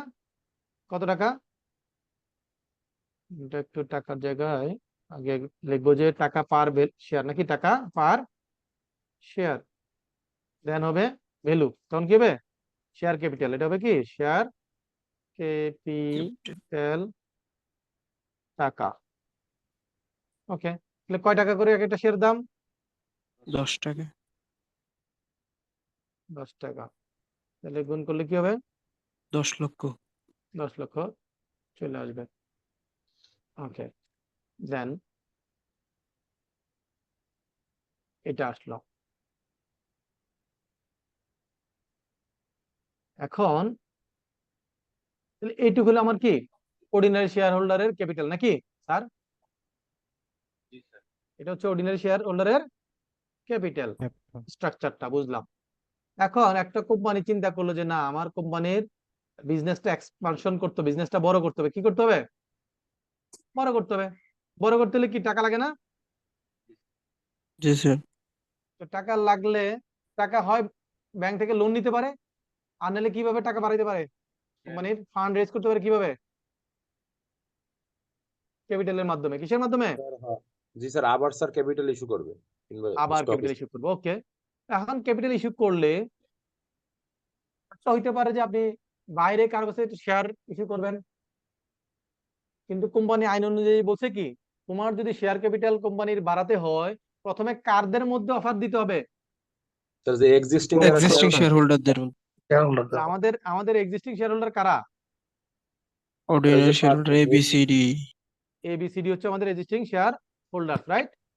জি তাহলে আমি স্যার। এখন যদি শেয়ার ক্যাপিটাল বাড়াই তাহলে কার কাছে প্রপোজ করতে হবে? স্যার প্রথমে এই 5 জনের কাছে প্রপোজ করতে হবে। 5 জনের কাছে করতে হবে।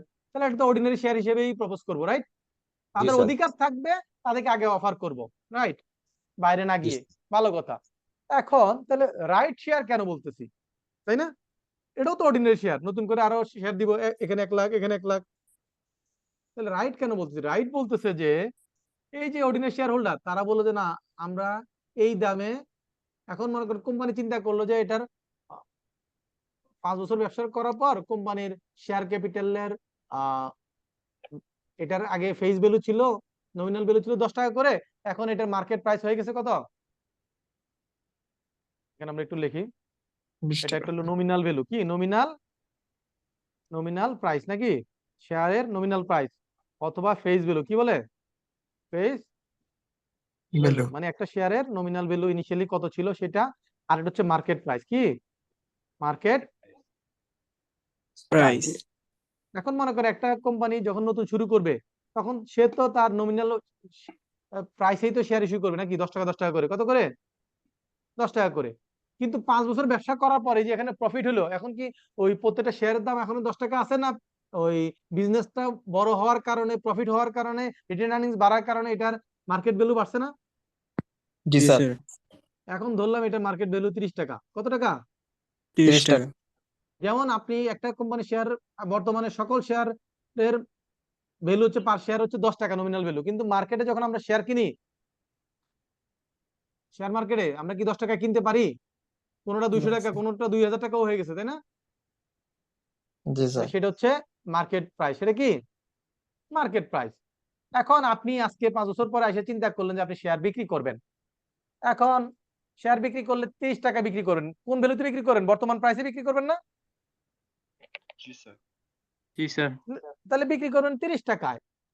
এখন শেয়ার হোল্ডার যারা আছে এক্সিস্টিং, তারা বলে যে না, এই 30 টাকা করে যদি হয় এটা আমাদের জন্য বেশি লোড হয়ে যায়, এত টাকা দিয়ে আমরা কিনবো না। তাহলে আমরা এক্সিস্টিং শেয়ার হোল্ডার হিসেবে আমাদের বেনিফিটটা কি? আমরা 5 বছর ধরে ব্যবসার সাথে আছি। তো বলে যে ঠিক আছে, সেই সবাই মিলে সিদ্ধান্ত নিল যে না ঠিক আছে, তাহলে আমরা শেয়ার বাইরে বিক্রি করলে তো 30 টাকা করতাম, তাহলে আমাদের যারা ইন হাউস শেয়ার হোল্ডার আছেন, এক্সিস্টিং শেয়ার হোল্ডার আছেন, তাদের কাছে বিক্রি করব। তারা এটা 30 টাকার জায়গায় 20 টাকা কিনতে পারবে। কয় টাকা কিনতে পারবে? 20 টাকা। কেন 20 টাকা কিনতে পারতেছে? কারণ সে এক্সিস্টিং শেয়ার হোল্ডার, তার রাইট আছে, এটা রাইট শেয়ার হিসেবে ইস্যু করছি, এই জন্য তাকে মার্কেট প্রাইস থেকে কমে বিক্রি করতেছি। কি বুঝতে পারছি স্যার? জি স্যার স্যার। কোম্পানি কি কমায় বিক্রি করবে এভাবে? কোম্পানির তো ক্যাপিটাল তাহলে লস হচ্ছে না এখানে? এরে বাবা কথা শোনো, খালি মুখস্থ ফুটো মারলে তো হবে না, বুদ্ধি তো কিছু থাকা লাগবে। কোম্পানির 5 জন আমরা শেয়ার হোল্ডার, কিন্তু কোম্পানি বলতে কোম্পানির এই লাভ লস যা হয় দিন শেষে এটার বেনিফিট কে পাবে? এই 5 জনই তো পাবো নাকি?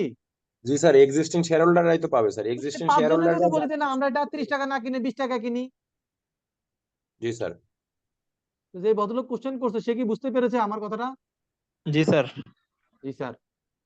ওকে, এখন মনে করেন এই 5 জনকে আমরা অফার দিলাম যে বর্তমান শেয়ার যার যতটুকু শেয়ার আছে, বর্তমান যার যতটুকু শেয়ার আছে সে সেই শেয়ারের এগেইনস্টে 1:5 শেয়ার কিনতে পারবে। কি করতে পারবে? 1:5 শেয়ার কিনতে পারবে। তার মানে একটার এগেইনস্টে কটা কিনতে পারবে? 5টা স্যার। একটার এগেইনস্টে 5টা পাবে। এখন একটার এগেইনস্টে 5টা পাবে বললাম, এখন 5 জনের মধ্যে একজন বললো যে লাস্টে যেই আছে সে বললো যে না আমার তো এত টাকা নাই, আমার কি ফান্ড সংকট আছে, আমি কিনতে পারবো না। তাহলে কারা কিনবে? উপরে বাকি 7 জন। 4 জন কিনবে। 4 জন। তো বাকি 4 জন কতটুকু শেয়ার পাবে? এইটা গুণন 5 নাকি 5 গুণ শেয়ার পাবে, তাই না? সে 5 লাখ, যার যা আছে সে একটার এগেইনস্টে 5টা পাবে। তাহলে এই লাস্টেরটা বাদ দিয়ে, কোনটা বাদ দিয়ে? লাস্টেরটা বাদ দিয়ে।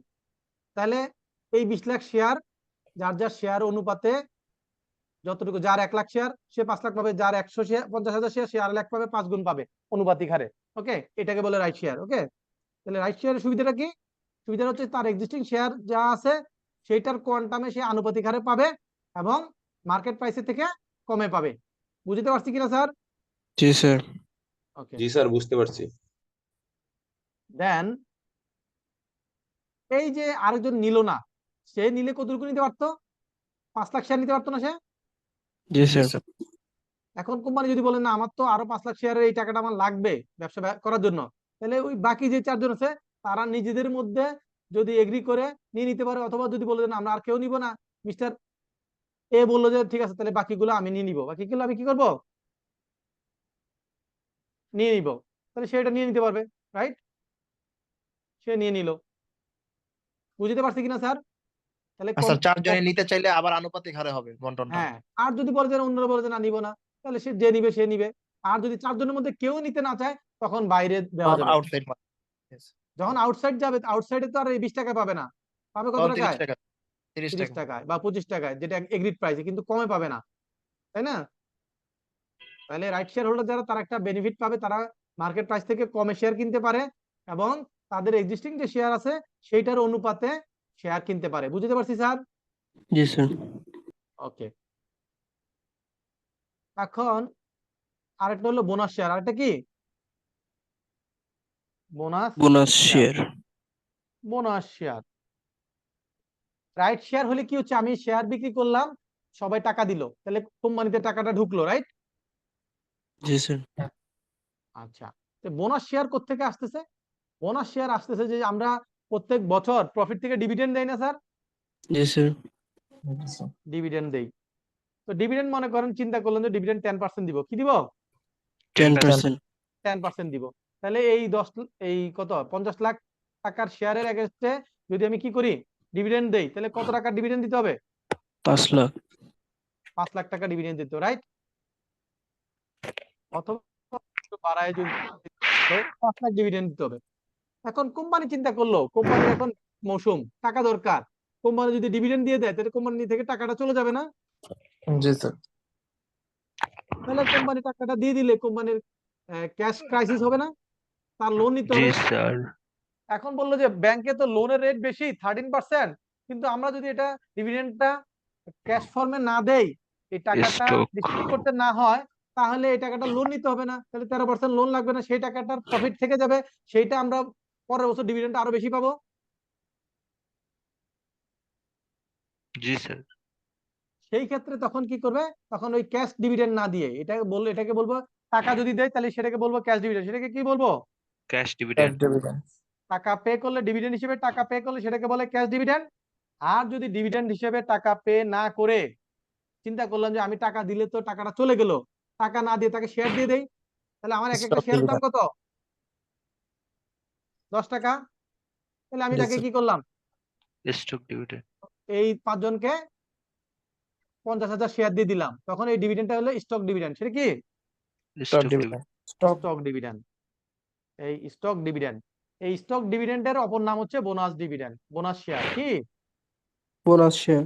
Bonus share. এই বোনাস শেয়ার মানে কি, ওই যে ডিভিডেন্ডটা না দিয়ে তাকে শেয়ার দিলাম, সে বোনাস হিসেবে শেয়ারটা পাচ্ছে। কি হিসেবে পাচ্ছে? বোনাস হিসেবে। কেন? ওই প্রফিটটাকে ডিস্ট্রিবিউট করে নেই এই জন্য। তাহলে বুঝা গেল স্যার ঘটনাটা? জি স্যার। তাহলে আমাদের কোম্পানি যদি ডিভিডেন্ড পে করতে গিয়ে তার ক্যাশ ক্রাইসিস থাকে অথবা বিজনেস অপরচুনিটি থাকে, তাহলে সেই ক্ষেত্রে সে ক্যাশ ডিভিডেন্ড না দিয়ে বলতে পারে যে না, আমরা তোমাদেরকে ক্যাশ না দিয়ে শেয়ার দিব। তো শেয়ারটাকে বলে স্টক ডিভিডেন্ড অথবা বোনাস শেয়ার। বুঝতে পারছি স্যার? জি স্যার। স্যার এটা কি যখন দেওয়া হয় সকলকে ক্যাশ ডিভিডেন্ড দেওয়া হয়, নাকি কাউকে ক্যাশ ডিভিডেন্ড কাউকে স্টক ডিভিডেন্ড এভাবে দেওয়া হয়ে থাকে? এটা হলো কোম্পানি সিদ্ধান্ত নিতে পারে যে হ্যাঁ, আমি 20% ডিভিডেন্ড দেওয়ার প্ল্যান হয়েছে, আমি তাহলে 10% ডিভিডেন্ড দিব, ক্যাশ ডিভিডেন্ড দিব, আর 10% বোনাস শেয়ার দিয়ে দিব। ও আচ্ছা। অথবা আমি পুরোটাই বোনাস শেয়ার দিব, অথবা আমি পুরোটাই ক্যাশ ডিভিডেন্ড দিব। এটা কোম্পানি যেভাবে সিদ্ধান্ত নেয়। কোন শেয়ার কিন্তু হোল্ডার এটা যদি দ্বিমত পোষণ করে যে সে নিবে না, স্টক ডিভিডেন্ড নিবে না, ক্যাশ নিবে? এটা শেয়ার হোল্ডারের কোনো অপশন নাই। তো এটা ওই ম্যাক্সিমাম শেয়ার হোল্ডার যেটা সিদ্ধান্ত নিবে সেটাই, এটা তার নেওয়া না নেওয়ার কিছু নাই। জি স্যার। এটা ওই শেয়ার হোল্ডারদের কোরাম অনুযায়ী সিদ্ধান্ত যেটা হবে সেটা, ভোট অনুযায়ী। সবাইরে এগ্রি হইতে হবে নট নেসেসারি। এটা হলো ওই যে কোরাম আছে, সেই কোরাম, ওই আমরা 6 জনের মধ্যে কজন দেখছিলাম? 3 জন, 4 জন। 4 জি জন। স্যার। ওই 4 জন যদি এগ্রি করে তাহলে ওইটাই অ্যাপ্রুভ হবে। কিন্তু ওই কারোর জন্য স্টক, কারোর জন্য ক্যাশ, এরকম হবে না। সবার জন্য একই পলিসি, সবার জন্য একই পলিসি। জি স্যার। তাহলে আমরা কি এই শেয়ার ক্যাপিটালের ধরনটা আমাদের মোটামুটি সবার মাথায় ক্লিয়ার হয়েছে তো নাকি? জি স্যার, জি ক্লিয়ার স্যার। স্যার। জি স্যার, ক্লিয়ার। স্যার কুমুলেটিভ নন কুমুলেটিভ ওখানে আমার একটা কোশ্চেন ছিল। হ্যাঁ, একটা কোশ্চেন কেন থাকবে স্যার? আমি তো সব বুঝাই দিছি, আবার কোশ্চেন থাকবে কেন? হ্যাঁ স্যার, তাও থাকে আমার। তাহলে তো বিপদ। যদি আপনার তাও থাকে এত বোঝানোর পর, তাহলে তো আপনার বিপদ, আরো সিরিয়াস হইতে হবে আপনাকে। হ্যাঁ বলেন। স্যার ওই পার্টটা একটু বের করেন আপনার স্লাইডে।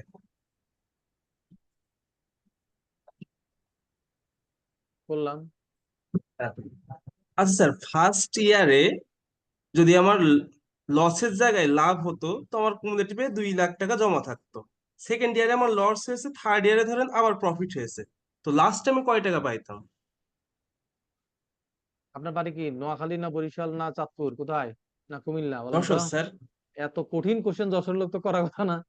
হ্যাঁ, যশোর লোক এত কঠিন কোশ্চেন করলো। আচ্ছা দেখেন, প্রথম বছর যদি তার প্রফিট হইতো, তাহলে সে কি পাইতো? 2 লাখ টাকা পাইতো। কি পাইতো? 2 লাখ। 2 লাখ টাকা পাইতো। তো 2 লাখ টাকা তো তাকে ডিস্ট্রিবিউট করে দিত। পরের বছর জি হইতো ও না, সেই তাহলে সে সময় টোটাল করে পাইতো দিত, কত? তাই তো স্যার? সে 4 পরের লাখ বছর টাকা স্যার পাইতো পাইতো টোটাল। 4 লাখ। কিউমুলেটিভ তো থাকতো না, এটা তো যে বছর প্রফিট হয়েছে সে পেয়ে গেছে, তাহলে তার কিউমুলেটিভ প্রশ্ন নাই, সেটা তো ডিস্ট্রিবিউট হয়ে গেছে। পরের বছর লস হচ্ছে, এইটা না পরের বছরে কিউমুলেশনের ব্যাপার আছে, কিন্তু যেটা যে বছর প্রফিট ওই বছর তো প্রফিট থেকে তাকে দিয়ে দিয়েছে, তাহলে তার এটা কিউমুলেশনের ব্যাপার নাই। কি বুঝতে পারছি স্যার? ও জি স্যার।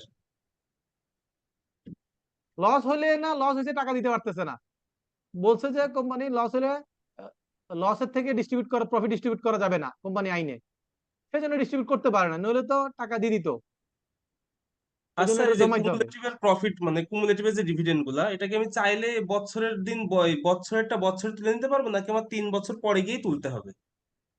বুঝি নাই। কুমুলেটিভে যে প্রফিট গুলা হচ্ছে স্যার, ধরেন ফার্স্ট ইয়ারে 2 লাখ, পরের ইয়ারে 2 লাখ, থার্ড ইয়ারে আবার বুদ্ধি দুই এত লাখ কম কেন?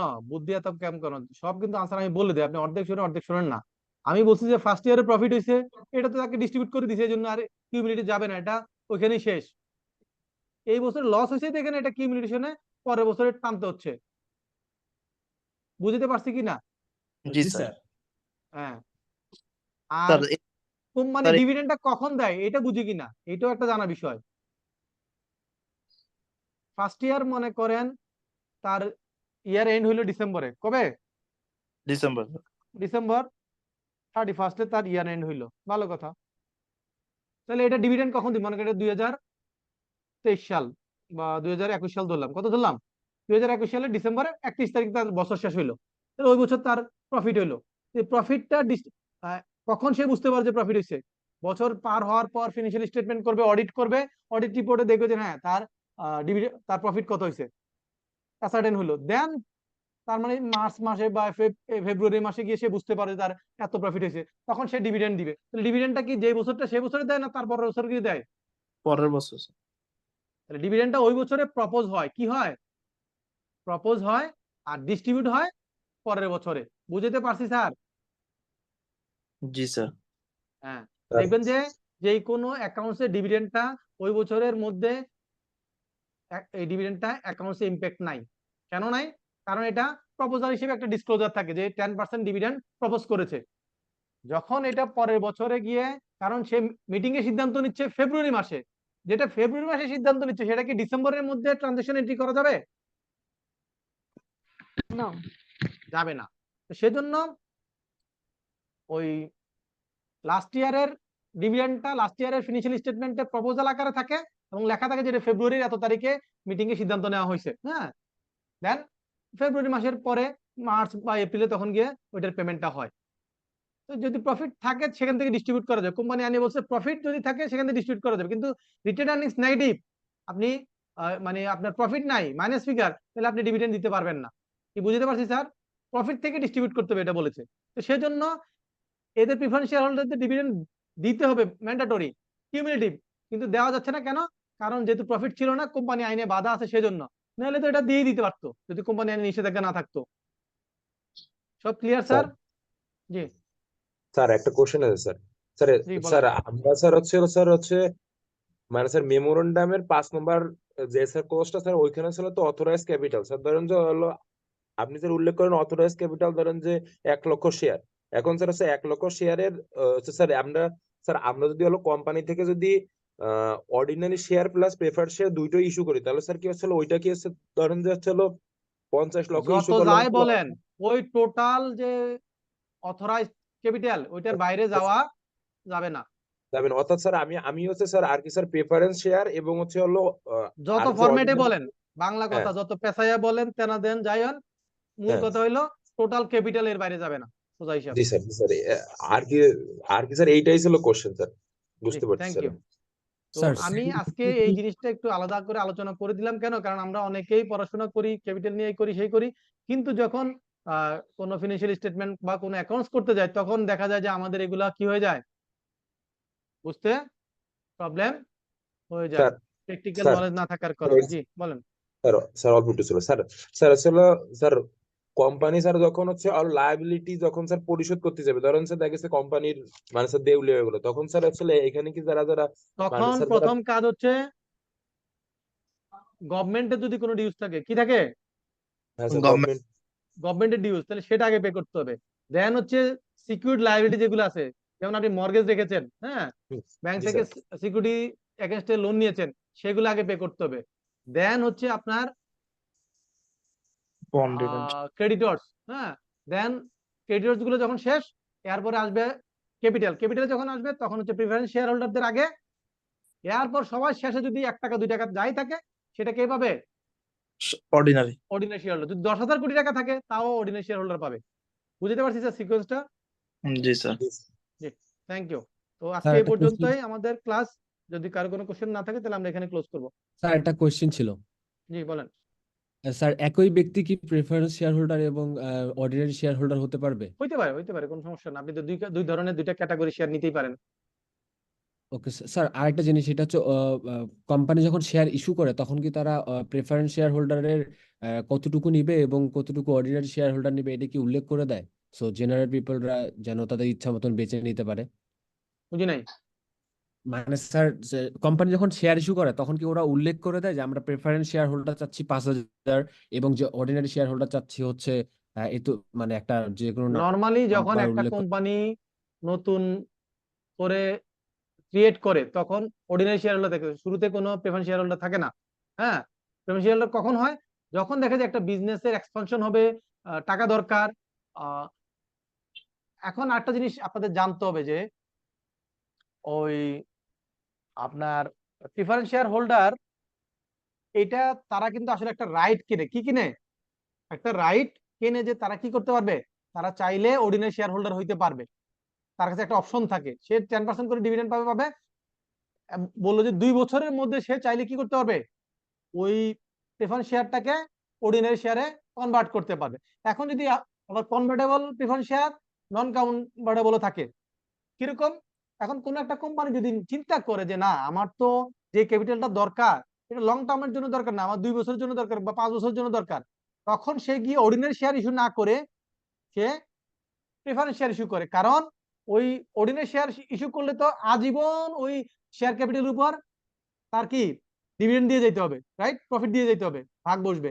কিন্তু প্রেফারেন্স শেয়ার হোল্ডার হলে কি হবে, 10% করে নন কনভার্টেবল যদি হয় তাহলে 2 বছরই শেষ। 2 বছর পরে আবার যা প্রফিট হবে সব কারা পাবে? অর্ডিনারি শেয়ার হোল্ডার পাবে। এটা হলো মেকানিজম। তাহলে আপনি কোন সময় কোন ধরনের মেকানিজম দিয়ে ক্যাপিটাল রেজ করবেন, ফান্ড রেজ করবেন? যদি শর্ট টার্ম আপনার টাকা লাগে তাহলে আপনি ব্যাংক থেকে লোন নেবেন। কি ধরনের লোন নেবেন? আপনার সিসি লোন নেবেন, শর্ট টার্ম লোন নেবেন। আর যদি লং টার্মের জন্য হয় তাহলে লং টার্ম লোন নেবেন। এখন যদি এমন হয় যে না, লং টার্ম লোন নিব কিন্তু কোম্পানিকে লং টার্ম লোন দেওয়ার জন্য ব্যাংকগুলো রাজি হচ্ছে না, তাহলে কি করবেন? তাহলে ক্যাপিটাল লাগবে। এখন আপনি চিন্তা করলেন যে না, যদি আমি অর্ডিনারি শেয়ার ক্যাপিটাল দেই তাহলে তো আজকে আমি 1 কোটি টাকা শেয়ার নিলাম, কিন্তু এটা তো 200 বছর ধরে এই কোম্পানি যত প্রফিট করবে সেই প্রফিটের মধ্যে এই 1 কোটি টাকার শেয়ার হোল্ডার সবার কি থাকবে, প্রফিটের অংশ থাকবে, সে বেনিফিটটা নিতে থাকবে। তাহলে যদি আপনি বুদ্ধি করে এরকম করেন যে না, আমি এটা শর্ট টার্মের জন্য করব, আমি নন কনভার্টেবল প্রিফারেন্স শেয়ার দিলাম, তাহলে এটা 2 বছর 5 বছর যে বলে দিলাম যে হ্যাঁ এটা শেয়ারে কনভার্ট করা, অর্ডিনারি শেয়ারে কনভার্ট করা যাবে না, অথবা করা যাবে যদি 1 বছরের মধ্যে সময় দিলাম, 1 বছরের মধ্যে কনভার্ট করতে পারবে, নাহলে করতে পারবে না। কিন্তু ওই টাইম পার হয়ে গেলে তাহলে আর কি হলো, আজীবন ধরে ওটার উপর শেয়ার এর এগেইনস্টে তার কি দেওয়া লাগলো না, ডিভিডেন্ড দেওয়া লাগলো না। তাহলে তখন কস্ট অফ ক্যাপিটালটা কমে গেল, ডিভিডেন্ডটা ওই অর্ডিনারি শেয়ার হোল্ডার যারা আগে থাকলো তারাই সব পাবে। এর বিভিন্ন সিনারিওতে ইনভেস্টমেন্ট ক্যাপিটাল ফাইন্যান্সিংটা এক একজনের এক এক রকম হবে। এটা ওই কোম্পানির বিজনেস প্যাটার্ন, কি ধরনের রিকোয়ারমেন্ট, কতদিনের দরকার, সবকিছু চিন্তা করে বুঝতে হবে। এটা মুখস্থ যে না আমার মন চাইলে আমি প্রিফারেন্স শেয়ার দিয়ে দিলাম, এটা সুইটেবল কোনটা হয় সেটা যাচাই করে সেটা করে, যেটাতে খরচটা কম পড়ে। বুঝতে পারছি স্যার? জি স্যার। ওকে জি, থ্যাংক ইউ। সবাই ভালো থাকবেন, আর বাসায় একটু পড়াশোনা করতে হবে। আগামী ক্লাসে আমরা প্রসপেক্টাস নিয়ে আলোচনা করব। প্রসপেক্টাস যেটা আপনাদেরকে আমি শেয়ার করেছি সেইটা এবং লেকচার শিটের মধ্যে যে প্রসপেক্টাস অংশটুকু আছে সেটুকু একটু রিডিং দিয়ে রাখবেন, তাহলে আমাদের আলোচনা করতে সহজ হবে। ঠিক আছে স্যার? স্যার স্যার জি, একটা বিষয় স্যার, ওই ইকুইটি শেয়ার আর অর্ডিনারি শেয়ার কি সেম জিনিস স্যার? একই একই। Okay sir.